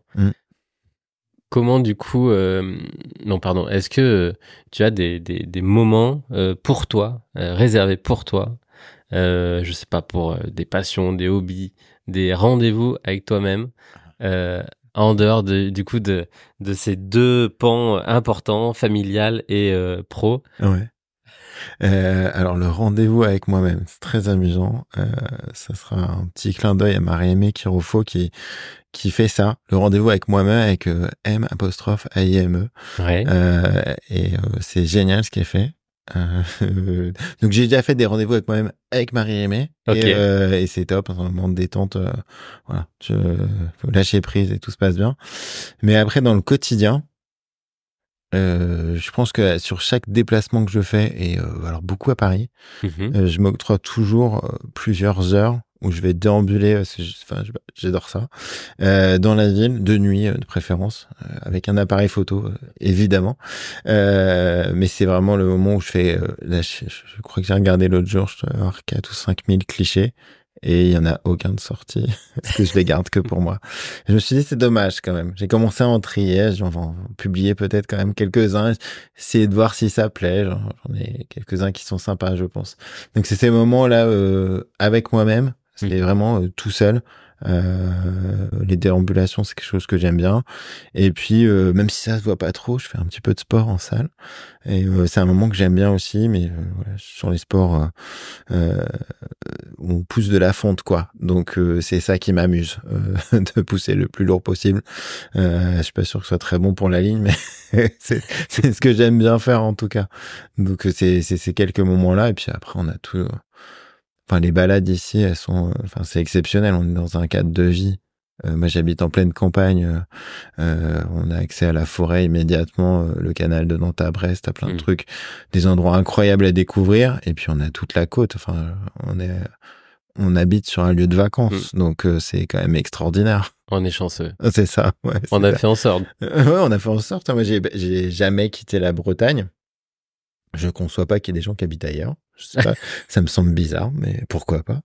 Moi, j'ai fait le move. T'as fait le Auvergne-Bretagne. Ouais, c'est sympa aussi l'Auvergne. J'aime beaucoup. Alors, en aparté, ouais, la montagne, je passais il y a 3 ans, on était dans les Pyrénées, dans un village, mais minuscule, avec juste un bar tabac. C'est le seul commerce qui reste parmi cette vingtaine de maisons. Et je trouve ça anecdote extraordinaire. On croise donc la personne qui tient ce bar et on lui demande, mais du coup, c'est ouvert quand? Et le gars te répond, bah, quand je suis là. Donc, il n'y a pas d'horaire, c'est au petit bonheur la chance. Et chacun, ils ont leur rythme de vie. Et c'est hallucinant. Et on a passé la meilleure semaine de vacances dans un calme absolu. Alors bon, après, il faut que ça corresponde. Hein. Si c'est parce que si t'aimes le bruit, c'est pas là qu'il faut aller. Mais vraiment, la tranquillité, la vie de village, c'était génial. Des balades incroyables. Enfin bon. Tu devrais faire un petit panneau aussi, toi, une petite plaquette. Quand je suis là. Quand je suis là, ouais, c'est ça. Sur rendez-vous. Sur le camion. Ouais, c'est sur rendez-vous uniquement. Que s'il y a le camion. Que s'il y a pas le camion, essayez même pas, je suis pas là. Donc, non, mais les gens ont pris l'habitude, hein. Maintenant, on reçoit, on sait on travaille très peu avec les particuliers. Il y a eu la discussion à un moment avec un designer, là, qui ouvrait donc son espace à Plaintel, Anthony Bidan, de s'installer là-bas et d'avoir donc un studio ouvert, etc. Mais ça nécessiterait là pour le coup d'avoir quelqu'un en permanence. Donc soit c'est moi, soit tu recrutes. Et de prévoir un studio d'accueil des particuliers pour faire tel et tel type de photos et faire des photos d'identité, faire des trucs comme ça. Et c'est pas ce que j'aime faire. Et puis aujourd'hui, c'est pas le modèle. C'est pas le modèle. Je fais quelques shootings avec les particuliers, mais ça se passe en général chez eux, dans leur environnement. C'est beaucoup, alors je sais pas pourquoi, peut-être les gens ont vu des photos de moi et qui leur ont plu. Beaucoup des shootings en naissance, l'arrivée d'un nouvel enfant, peut-être le fait que je sois père de famille presque nombreuse aussi. Ah bon, presque, c'est à partir de 5 Presque, c'est à partir de beaucoup plus que ça. C'est ça. C'est beaucoup plus que ça. J'ai fait un forum métier, donc pour parler de mon métier, de mon travail dans un lycée il y a quelques temps, et un des intervenants était là, et donc on parle de nos vies. Et puis il me demande si j'ai un enfant dans ce lycée. Je dis bah oui. Il me dit ouais, tous les miens ils sont passés aussi. Je dis mais vous en avez combien? Il me dit 8. Je fais moi qui disais avec 4 déjà c'est beaucoup. 8 c'est oh ça se fait bien. Sûrement mais là c'est le bout du monde. C'est transport en commun. Je sais pas comment ils font, mais c'est pourquoi pas. Bravo. Ouais, bravo. Ouais. Après chacun a ses envies. Si c'est la sienne, ben super. Je respecte autant les gens qu'on n'ont pas ou qu'on veut pas, qu'on peut ce désir-là, que les gens qu'on veulent beaucoup. Super. Voilà, ils font ce qu'ils veulent les gens. Aucun jugement dans notre monde actuel. C'est un peu compliqué quand même. Hein. Tu auras remarqué qu'il y a du jugement quasi permanent sur tout ce que tu fais, sur chaque mot que tu dis. Par moments c'est assez usant, mais voilà. Après chacun fait ce qu'il veut et c'est tant mieux. C'est ça qui est beau aussi, la diversité. Ah, c'est pour ça qu'on se permet, nous, d'avoir des micros et de pas s'imposer de durée, de questions obligatoires, de sujets qu'on n'aborde pas. Voilà, c'est un espace de liberté. Mais complètement. Sur le fil de notre échange, quand je vois le message de savoir est-ce qu'il y a une liste de questions, non, il y a pas de liste de questions, c'est comme ça va venir. Et puis combien de temps ça dure? On verra. Ok. Et ça dépend si on est parti pour 1h30, 2h, 3h. Non, enfin, j'espère pour les auditeurs que ça sera pas aussi long que ça. On a planifié un déj. Ouais, je sais que je m'aime beaucoup, mais il faut y aller doucement quand même. Non, donc, puis justement, il y a plein de manières après de venir et d'en avoir plus, parce que avec tout ce que tu publies, c'est vrai. Ça c'est parfait. C'est vrai. Ce que j'en reviens à ce que je disais sur les particuliers. Donc chez eux parce que j'aime bien ça, chez eux parce que c'est plus facile avec les enfants. On le remarque tout de suite. Hein, on a tous et toutes, en tout cas ceux qui ont des enfants, fait la séance famille en studio, et puis on s'est mis pieds nus et avec des jeans et des t-shirts blancs. Je dédicace ce message à Patrick d'Horizon. photographe rennais, et on a déjà eu cette discussion sur la tenue obligatoire en studio, et bon, je crois qu'on a à peu près le même avis là-dessus, que non, viens comme tu as envie de venir, en fait, hein, c'est pas McDo, mais viens comme tu es. Et on sait que c'est compliqué, surtout avec des jeunes enfants, quand on est en studio, de les tenir, parce que pendant que c'est les photos du frère ou de la sœur, et il ou elle est pas occupée, et puis ça va pas, ça peut être très très long et très compliqué. Quand ils sont chez eux, ils ont leur repère, et le moment où on passe au frère ou à la sœur, il peut aller jouer dans sa chambre, faire un truc, on le rappelle, il revient, il n'est pas dans la même dynamique, il est pas, voilà, il est en vie, il est chez lui, il est content. Il y a le premier quart d'heure, hein, c'est qui ce gars avec ses appareils photo qui est venu chez nous là? C'est quoi cette histoire? On m'a pas prévenu, et si on te l'a dit. Et en plus, mais on peut pas toucher. il y a pas le droit de les prendre, non, c'est pas des jouets. Et on passe des super moments. Et les gens sont dans leur intimité, et très très vite là, le coup d'attendre en studio que les gens se décrispent, une fois qu'ils sont chez eux, voilà, tu essayes de sortir 2-3 vannes assez bien placées. Et ça va mieux après, voilà. Tout le monde est détendu, et on passe un meilleur moment. Donc je limite pour garder un petit moment privilégié, puis ce que je fais autrement pour les particuliers, après c'est les mariages, mais là encore c'est extrêmement limité. J'en fais vraiment pas beaucoup. La première année, j'en ai fait beaucoup trop. Oui, parce que tu étais libre. Bah ouais, parce que dis oui. Parce que je me suis dit, allez, tu te lances, il faut que ça marche. Donc tu vas. Autant t'as des mariages qui sont merveilleux, où l'émotion, elle est là de 9h le matin jusqu'à 2h dans la nuit, et c'est non-stop, et t'as des frissons, tu pleures avec les gens, tu dis mais qu'est-ce qui se passe? Donc Camille et Benjamin, merci pour cette journée hallucinante. C'était incroyable, un esprit de famille de dingue. J'ai passé un mariage incroyable. Pas avec énormément d'invités, avec beaucoup d'invités, mais pas avec énormément. On a fait des mariages à presque 500 personnes. Tu dis tu sais plus où donner de la tête, il y en a trop. Là, t'es obligé d'avoir un drone. Et là, t'es obligé d'avoir du monde avec toi, et de pouvoir gérer, parce que sinon c'est pas tenable. C'est un autre type de mariage, mais le leur tout particulièrement, c'est un de ceux qui m'a le plus marqué, parce j'ai été accueilli vraiment comme un membre de la famille, et ça c'est rare, hein, ça arrive vraiment pas à chaque prestation. Et j'ai passé la journée avec eux, il y a eu les préparatifs. Je me suis dit que ça allait partir dans l'émotion très très vite. Quand à l'habillage du futur marié, la maman, elle a les premières larmes qui coulent, et tu sens que ça va être comme ça toute la journée, et que ça va monter. Tu te dis, on n'est pas rendu à la cérémonie, là, ça va être compliqué, et au discours et au truc, et c'est non-stop, ça s'est jamais arrêté. Et c'était incroyable, une journée hallucinante, vraiment, avec eux. Donc c'était top. Donc l'idée quand je fais des mariages, c'est d'essayer de garder un mariage où je sens qu'il va y avoir de l'émotion, qu'il va se passer quelque chose. Sinon je préfère décliner, et puis ils trouveront ils trouveront quelqu'un qui fera ça très bien, et qui va peut-être plus leur correspondre. Il y a une histoire de correspondance, de feeling, hein. C'est évident, c'est quand même le jour important qu'on veut garder, et la vidéo que évidemment on va regarder plus tard. Donc on fait pas trop long non plus, hein. Ça fait partie des demandes qu'on a assez bizarres, des gens qui veulent du 45 minutes de film de mariage. Mais pourquoi faire? Peut-être toi, le marié, le couple va vouloir la regarder, mais 45 minutes, c'est long. Comme je disais, Jean Dujardin, il est super doué pour faire de la longueur. Je suis pas sûr que ça marche très très bien là-dessus, et il vaut mieux condenser sur quelque chose qui va faire 10-15 minutes, où on a de l'émotion non-stop. Et quand je reçois un message de la mariée qui me dit on vient de finir, je suis en larmes sur le canapé, c'est gagné. Super. Très bien, le job est fait. Tu la re-regardes quand tu veux. Les ans. Vas-y. Voilà. Et c'est ces gens-là qui ont vécu quelque chose, et qui derrière il se passe quelque chose à chaque fois qu'ils le regardent. C'est ces gens-là qui me recommandent. Et ils me recommandent vers des gens qui normalement sont à peu près dans le même mood qu'eux. Et ça se passe bien. Du coup, on vit des expériences des fois dans des endroits hallucinants.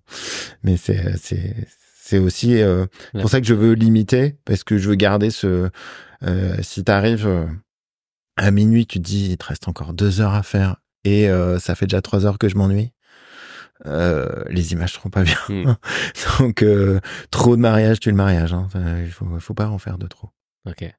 Pour garder vraiment cette magie. Ouais, ce sens. C'est un métier. Alors, on a la partie très pragmatique, pratique des entreprises, où alors même si on a ceux qui arrivent en disant on veut juste une vidéo et point, et on en a quand même beaucoup qui arrivent avec une idée très claire de ce qu'ils veulent, avec un cahier des charges, avec un but à obtenir. Donc tu fais les images en conséquence et tu y apportes ton côté créatif, mais ça doit vraiment servir un but.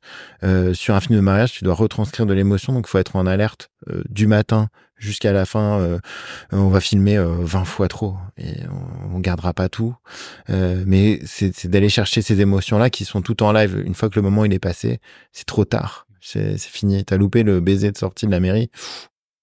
Là, tu planque-toi. Erreur professionnelle. Erreur fatale. La tante qui se met juste devant l'objectif de la caméra au moment où tu es en train de filmer au super ralenti la sortie de l'église.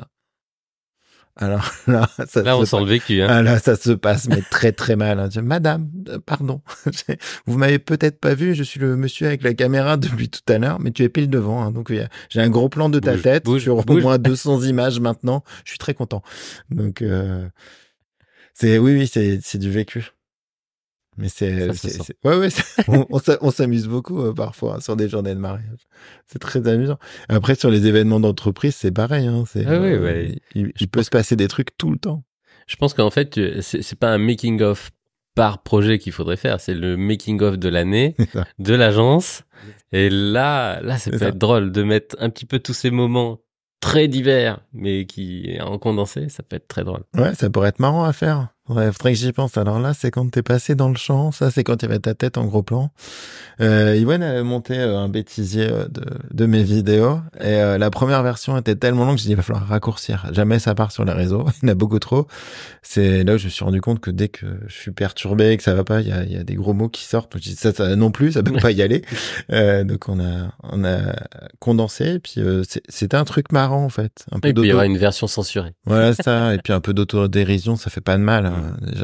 Déjà que je monte ma tête partout, si en plus je sais pas me moquer de moi, bon, ça, vraiment prendre le gros melon là, donc c'était marrant à faire et ça a été bien accueilli, ça fait rire les gens, il y tant aura mieux. Sûrement une nouvelle version actualisée. La saison 2. C'est ça. C'est ça. La première fois quand on avait discuté, il y avait aussi un côté engagement, environnemental, sociétal, je pense, fort. Est-ce qu'il évolue? Comment il est arrivé? Et comment ça se met en place justement dans tes missions? Alors, beaucoup de questions. Ouais, beaucoup de questions d'un coup, mais on va essayer de faire le tri. Comment est-ce qu'il est arrivé? Je suis père de famille, j'ai 4 enfants et alors je sais plus qui disait ça, donc je suis navré, je pourrais pas dire qui a dit cette phrase, mais la planète, on fait juste l'emprunter à nos enfants en fait. C'est eux qui la récupèrent après.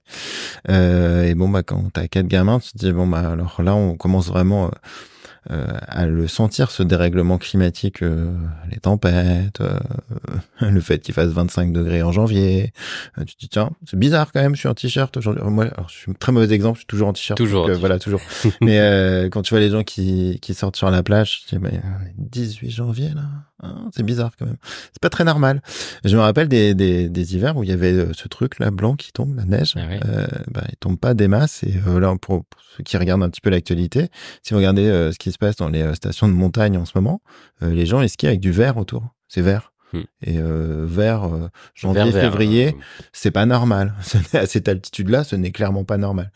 Donc l'engagement environnemental, il existe comme ça. Alors très longtemps, comme beaucoup l'occidental de base, j'ai mal mangé, je me suis déplacé à outrance, j'ai jamais pris l'avion. C'est vrai.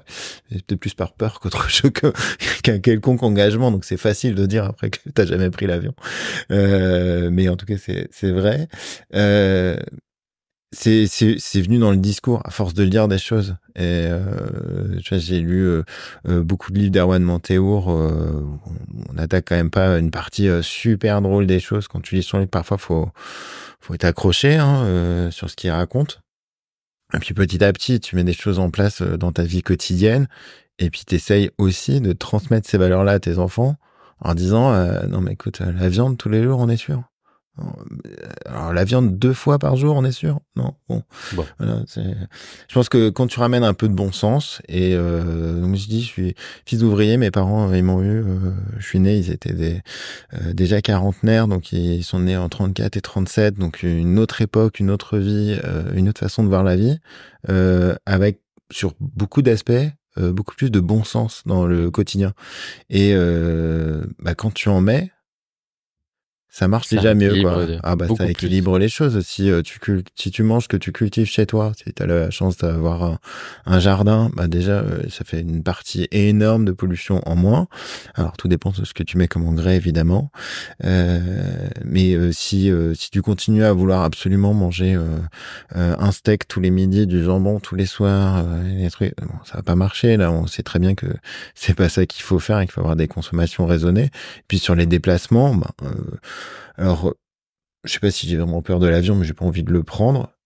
Il y a un moment où, bon, voilà, quand t'écoutes des gens comme Jean-Marc Jancovici, où dans son discours qui a choqué plein de gens, mais ça choque peut-être 1% de la planète. Les autres sont pas concernés par le voyage en avion, parce que jamais ils en approcheront. Donc ça concerne que nous, en fait. Et quand il dit c'est 3 voyages dans ta vie, ça porte à réflexion quand on te dit mais ce week-end j'étais à Madrid, c'était incroyable. Ça, c'est des vraies conversations que j'ai eues dans mon métier d'avant. C'était génial. On a décollé là, était à Madrid J'ai payé juste pour le 40 week-end. euros. Ouais, c'était ça. Tu dis mais c'est impossible, c'est improbable.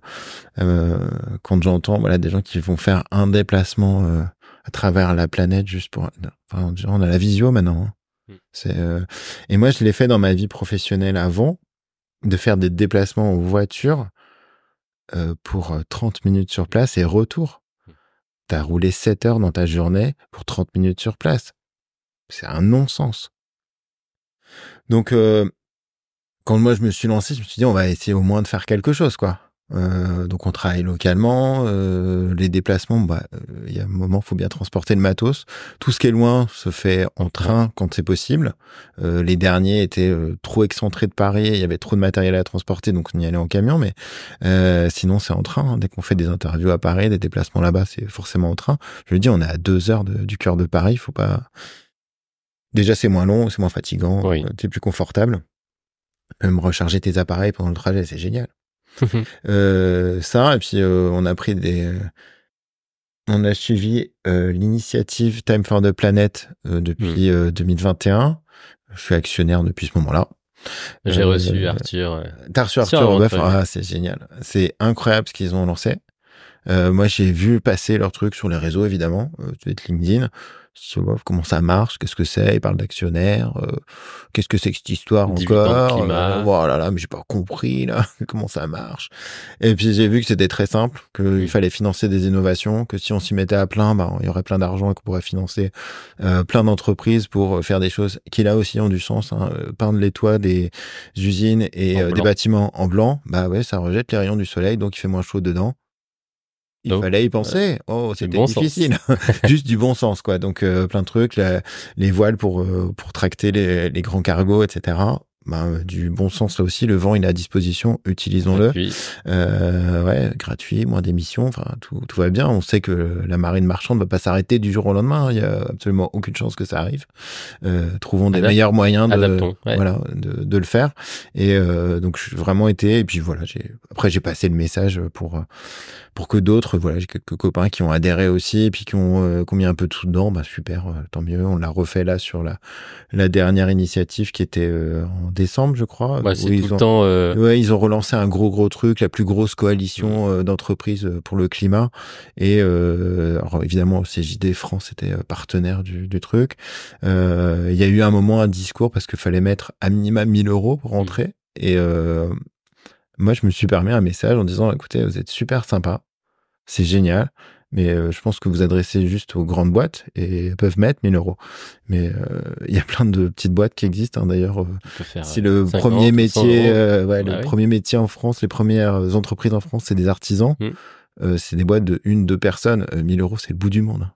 On veut bien soutenir, mais à un moment, si on peut pas, on le fera pas. Donc, et ils sont revenus sur cette position-là, ils ont ouvert à tout le monde. Et bah là, je pense que ouais, ça a fait monter les choses.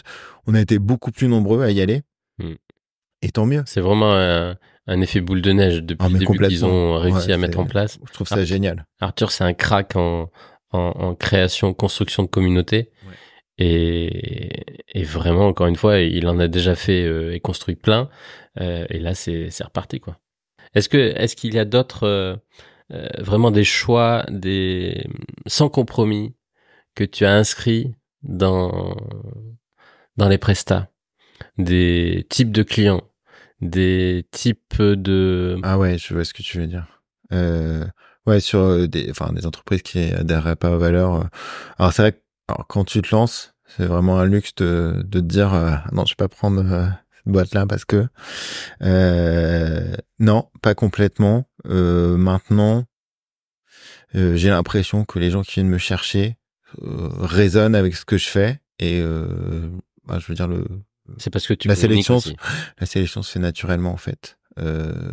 Derrière, oui, je pense clairement sur certaines sociétés qu'on nommera pas ici parce qu'on veut pas des problèmes après. Ouais, non, j'irai jamais. C'est assez sûr. Il y a des gens qui très clairement du greenwashing ou des choses comme ça, c'est impossible. C'est juste pas envisageable. Donc ouais, mais une démarche de sincérité, elle me semble aujourd'hui fondamentale, quoi. Est-ce que je dis ça, c'est pas si facile que ça des fois de le détecter. Non, clairement. Oui, des fois c'est très bien fait. Parce que c'est bien fait. Tu dis oui. Tu y crois au discours. Une petite entreprise et en fait si tu creuses pas ou si tu approfondis pas, il y en a un petit peu. Donc enfin voilà, c'est pas si simple que ça. Non, c'est pas le plus simple. Des fois c'est très bien fait et puis bon, on n'est jamais à l'abri d'une erreur, hein. Ça peut arriver. Donc pour l'instant non, j'ai pas vraiment été confronté à un cas de conscience sur une entreprise où je me dirais oh non, les valeurs sont vraiment pas ça, quoi. On a fait une entreprise de véhicules blindés il y a pas très longtemps. Ouais, des véhicules blindés. Ah ouais. C'était fou. Je veux pas tout dire ce qu'on a vu, évidemment, puisque on a signé des papiers. Mais c'est dingue. Alors après, on peut avoir effectivement la position de se dire ah bah ouais, mais des véhicules blindés, le combat, le truc. Je pense qu'il faut redescendre un petit peu. Oui, il y a pas que ça. Ouais, et puis on a quand même un point de vue occidental d'un pays en paix. Oui. Toute la planète est pas comme ça, hein. Donc il y a vraiment des endroits où ça sauve des vies, ce qu'ils font. Alors oui, oui, c'est l'armée, ce genre de choses, mais ça sauve des vies à des endroits de la planète, hein. Et ça peut servir malheureusement. L'Ukraine n'est pas si loin que ça. Donc tu vois, sur la partie militaire, ce genre de choses. Bon là pour le coup pas de cas de conscience. En plus ils produisent ici. Super, très bien. Mais non, j'ai beau réfléchir là vraiment dans tout ce que j'ai fait. Non, je crois pas avoir eu d'entreprise où ça m'a posé un souci éthique, en tout cas de le faire. Et je pense que pareillement, hein, pour toutes les vidéos en interview qu'on fait ou les vidéos de marque personnelle, pour moi, ce serait impossible de le faire si vraiment je suis pas en phase avec la personne, quoi. Parce que ça va être très compliqué de ressortir l'image. N'importe qui peut se filmer aujourd'hui avec son smartphone et dire waouh, j'ai fait ma vidéo, etc. Fort heureusement, plein de gens l'essayent et puis on voit le résultat et puis finalement après on m'appelle. C'est arrivé il y a pas très longtemps, mais c'était nul. J'ai envie vraiment de faire avec quelqu'un finalement. Et oui, et c'est pas du premier coup. Mais je pense que ce qui est important quand on fait ce type de vidéo, en interview, c'est ce que je disais, hein, c'est d'avoir le miroir derrière, la personne qui va te répondre, qui va te remettre dans le bon état d'esprit et faire en sorte que tu vas être naturel et pas juste figé à faire ton discours. Donc je pense que si on n'était vraiment pas en phase avec une personne, ça va être compliqué de sortir voilà un échange qui soit utilisable derrière, quoi. Ok.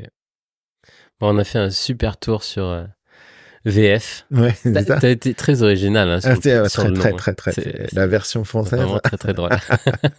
C'est ça, je m'en sors comme ça. Le brainstorming a été long. Il a été très, très long.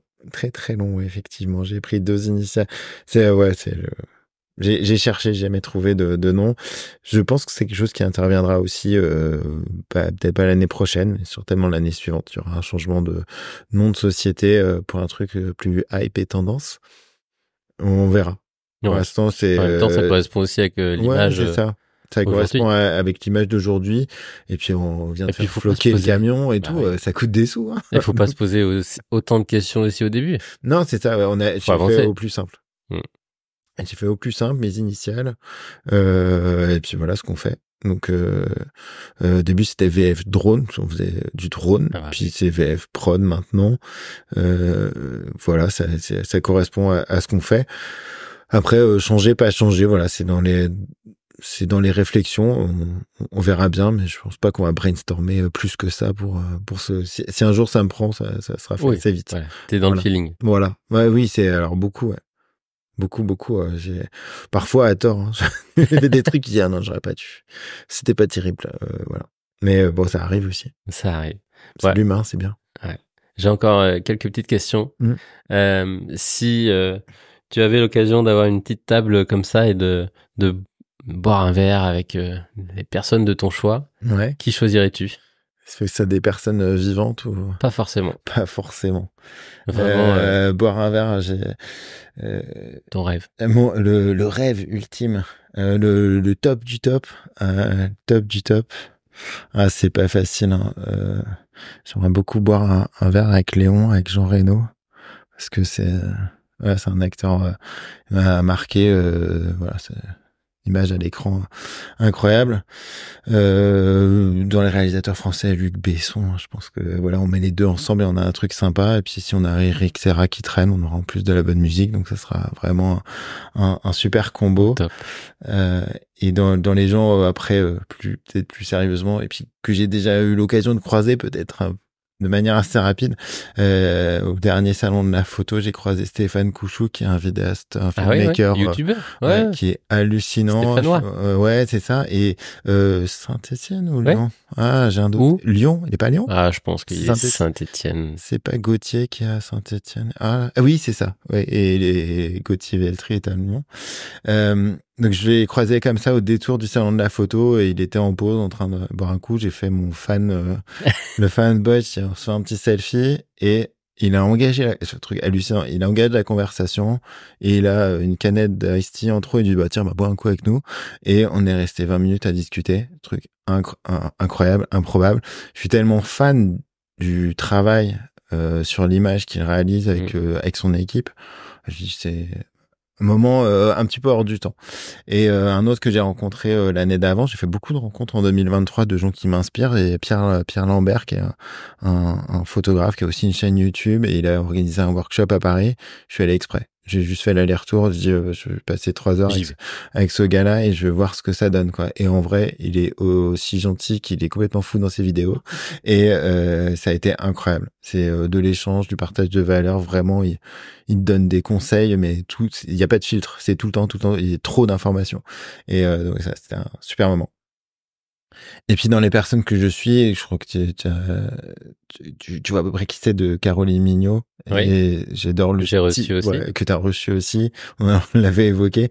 Le style, la punchline, le direct, le développement qu'elle a, les idées. J'écoute son podcast religieusement. Donc Marketing Square. Marketing Square. J'arrive Marketing Square. Tu le fais vachement bien. Marketing Square. Ouais, tu vois, j'ai moins l'accent anglais ultra travaillé.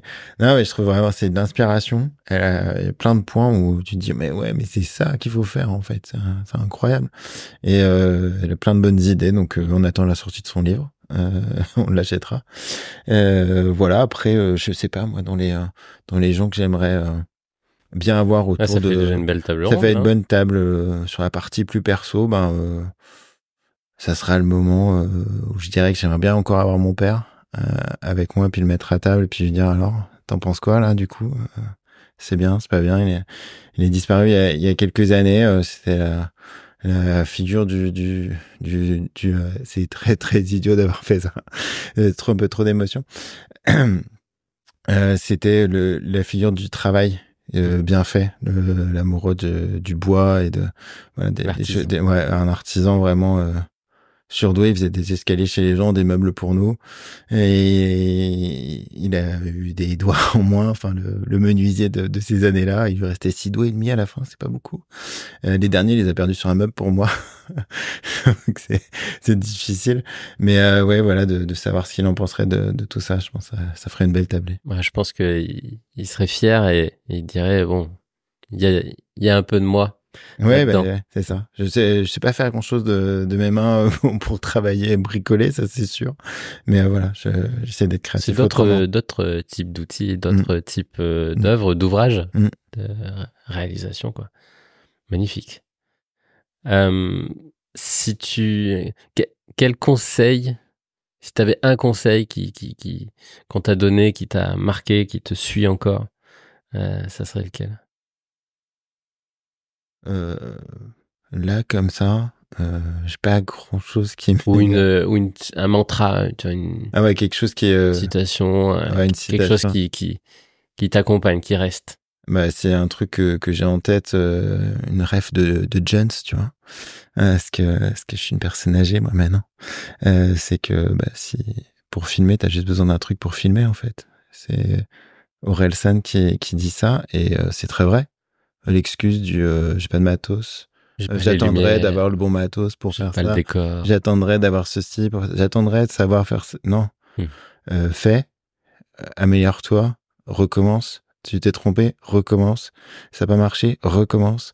Aujourd'hui, tout le monde a dans sa poche un truc pour filmer. Les gens qui font des films sur smartphone, allez-y, quoi. Donc, dans la créativité, c'est ça, quoi. Tente, et puis tu verras bien. Et puis, si avec un peu de chance, ça peut marcher. Et beaucoup de travail. Ouais, beaucoup de travail. Après, je dis pas, hein, certains ont ça, c'est inné. Hein. Ouais. C'est des gens que j'admire. Mais c'est des heures et des heures quand même. Ouais, c'est le documentaire d'Orelsan ou la série sur Squeezie.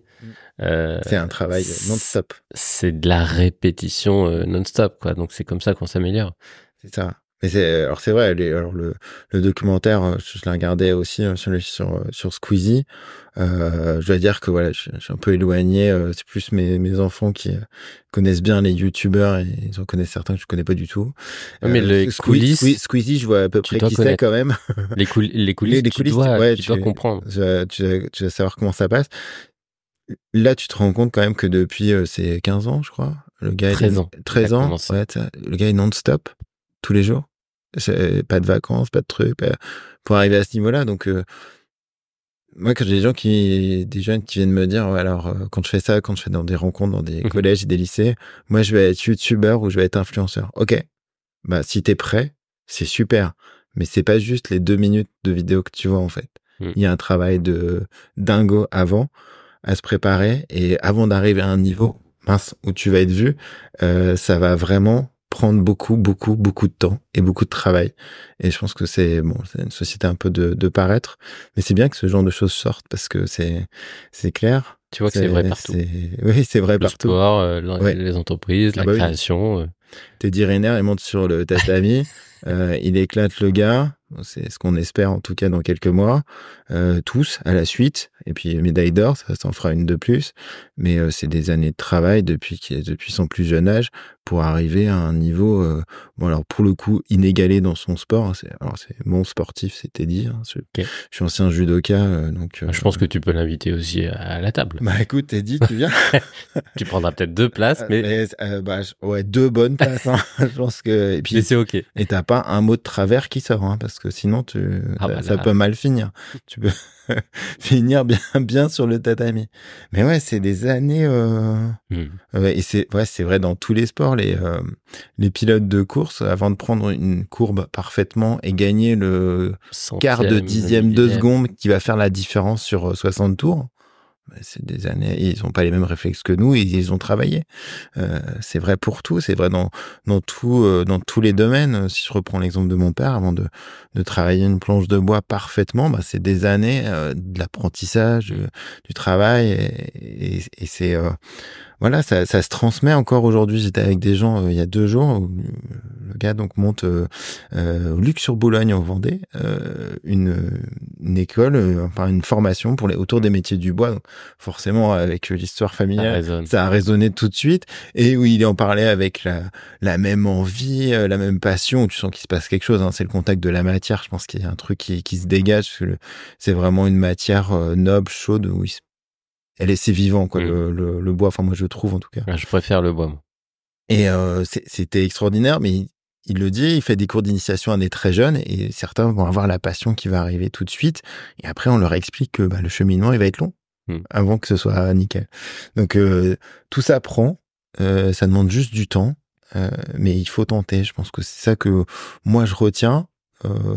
J'aurais pu me dire, voilà, je fais des photos depuis que je suis tout petit, pourquoi je me suis pas lancé avant, pourquoi je l'ai pas fait, etc. Peut-être parce qu'il fallait construire un parcours avant, puis que c'est arrivé à ce moment-là. Oui, j'aurais pu réfléchir plus aussi au moment où je me suis lancé dans mon entreprise, à dire, est-ce que je suis sûr que tu vas faire que du drone? Alors, j'ai pas brainstormé, le nom c'est pareil, j'ai pas été chercher plus que ça, j'ai dit on y va. Et puis mode action. voilà, on est en action. On le fait, on montre ce qu'on fait. Aujourd'hui, je pense que c'est la meilleure des manières de faire notre pub. C'est voilà, quand les gens ils partagent une vidéo que nous on a fait en disant c'était super. Voilà, parfait. Moi, ça me va très bien. On fait un événement. Intrail, c'était il y a 2 semaines. La vidéo elle est sortie le lendemain parce que c'était dans le contrat avec eux de faire une sortie rapide. C'est-à-dire, samedi soir on tourne, dimanche 17h la vidéo elle est en ligne. Ok. Donc c'est le deal avec eux à chaque fois. Et tout de suite elle est parce qu'on est vraiment dans la dynamique réseaux sociaux là. Elle est repartagée énorme, elle est vue, il y a du like de partout, je reçois des messages. Super. C'est bon. On est bien Tu parti. sais pourquoi Je sais pourquoi tu as passé le dimanche ici. Ouais, c'est ça. C'est ça. Est-ce que tu auras une ressource à nous partager? Ça peut être un livre, un podcast, une expo, tu vois, je pensais à la photo peut-être, mais tu veux dire autre que Aventure Humaine, le podcast? Autre que Aventure Humaine et autre que que Marketing Square. Que tous ces personnes que tu as déjà citées, on mettra les liens. Un livre à partager, c'est celui que je lis en ce moment. Je mets du temps à le lire, parce que je lis lentement. C'est sur, j'ai pas le titre précis, c'est sur l'instant présent. Ok. Capturer l'instant présent. Près comme ça. C'est un livre très connu, je pense que les gens le trouveront facilement. Sur notre perception du temps, sur la façon qu'on a d'être ou pas présent, et que en fait, alors je sais pas comment le dire exactement, mais l'avenir et le passé n'existent pas vraiment. Ce sont que des moments présents. Nos enfants le savent. Voilà, qui sont soit un souvenir, soit une projection. Et que, donc, en fait, quand tu n'es que dans la projection, c'est difficile de vivre à chaque instant. Chaque page, j'apprends un truc. Donc, ça sera ma recommandation du moment. Et en deuxième bouquin, que je peux que vous recommander si vous aimez la photo, Jonc a sorti plusieurs livres. Il y a le prochain, Naturalia, qui va arriver. Donc, petite dédicace à ce photographe d'Urbex qui fait des trucs incroyables. Ici, je crois qu'on a Baïkonour et encore un autre où il est allé faire un petit tour sur ce citrus. Hit the Road, alors. Ça me dit rien comme ça. Je te parle de ça tout à l'heure. D'accord, ça marche avec plaisir. Ouais, Baïkonour, c'est incroyable, c'est de voir comment est devenu cet endroit emblématique de la Russie, de l'URSS de l'époque, qui était le fer de lance de la conquête spatiale, et comment c'est abandonné maintenant, et il en a fait des clichés dingues. Et voilà, donc le prochain Naturalia va bientôt arriver. Je vous le recommande. Ok, top. Je mettrai tout ça dans la description. Qui aimerais-tu écouter sur Aventure Humaine prochainement? Qui est-ce que je peux contacter de ta part pour proposer qui tu peux contacter c'est une question piège. J'avais pas anticipé du tout celle-là. Moi, j'aime bien ne pas anticiper. Ouais, c'est ça. Dans les gens que je connais. Ça va être dessus, ça. On l'enlèvera. Il y a Alors, on se connaît pas très bien. Ouais. On s'est déjà croisé plusieurs fois avec elle. On se connaît pas très bien, mais je trouve son histoire, le parcours, il est juste hallucinant. C'est Marine Labbé, qui est à Saint-Brieuc. Gualala, elle fait du cold brew. J'ai réussi à le dire avec ce magnifique accent anglais. Des infusions, et elle est partie de toute seule. Et là, sa boîte est en train d'exploser. Elle en vend partout. C'est vrai exemple, moi, je trouve vraiment dans le secteur et d'entrepreneuriat avec une volonté de faire. Elle nous avait raconté des épisodes où voilà, tu perds ton stock à un moment parce qu'il y a une inondation, des trucs comme ça. Voilà, les aléas de la vie de dirigeant d'entreprise. Et je trouve que c'est un super parcours et je pense Ok. elle a beaucoup à partager. Ouais, super. Je transmettrai cette invitation du Ça coup. marche? Et puis voilà, super. Dernière question. Est-ce que tu as un dernier message pour tes enfants? Une dédicace pour tes enfants? On finit sur une petite note Ouais, d'émotion. toujours? Alors, ouais, toujours. Bah, c'est bien. Bah, un message pour mes enfants, c'est la seule chose que je leur souhaite, c'est que leur vie soit remplie de choses qu'ils aiment, de ce qu'ils ont envie de faire, de ce qui chaque matin ils se lèvent, ils disent c'est génial. Ce que je fais, c'est top. Donc j'ai mon deuxième où je sais que s'il suit sa voie, ce sera super. Il va faire ce qu'il adore toute sa vie. Il veut faire à manger, il veut faire des gâteaux, et il va en faire tout le temps. Et voilà. Si je l'emmène dans des festivals de gastronomie, il a les yeux ouverts partout, ça pétille dans tous les sens. Donc voilà, qui prennent le temps de trouver ce qui les passionne et puis tout simplement qu'ils soient heureux dans leur vie, ça m'ira très bien. Puis bon, pour le coup d'être grand-père, qui prennent un peu de temps quand même. Hein. Je suis pas super prêt encore, même si à 17 ans, tu te dis, quand le grand il a 10 ans, tu dis que ça commence à arriver dans les projections des années qui viennent. Ah, là, je suis pas prêt. Déjà quand je les ai laissés, donc c'était il y a 3 ans. La dernière, je la mets à la maternelle. Ouais. Donc elle est plus à la maison. La deuxième, elle va à l'école aussi. Le troisième, il entre au collège. Donc c'est la 6e. Et le dernier, je le dépose au lycée. Je peux te dire, je suis arrivé au travail. Fallait pas me parler. J'ai pris un coup de vieux monumental ce jour-là. Donc on a du temps. Mais en tout cas, qu'ils prennent le temps de vivre, qu'ils profitent. C'est ça le plus important. Puis qu'ils soient heureux dans ce qu'ils font. Un très très grand merci François. Merci à toi. À très bientôt. À bientôt.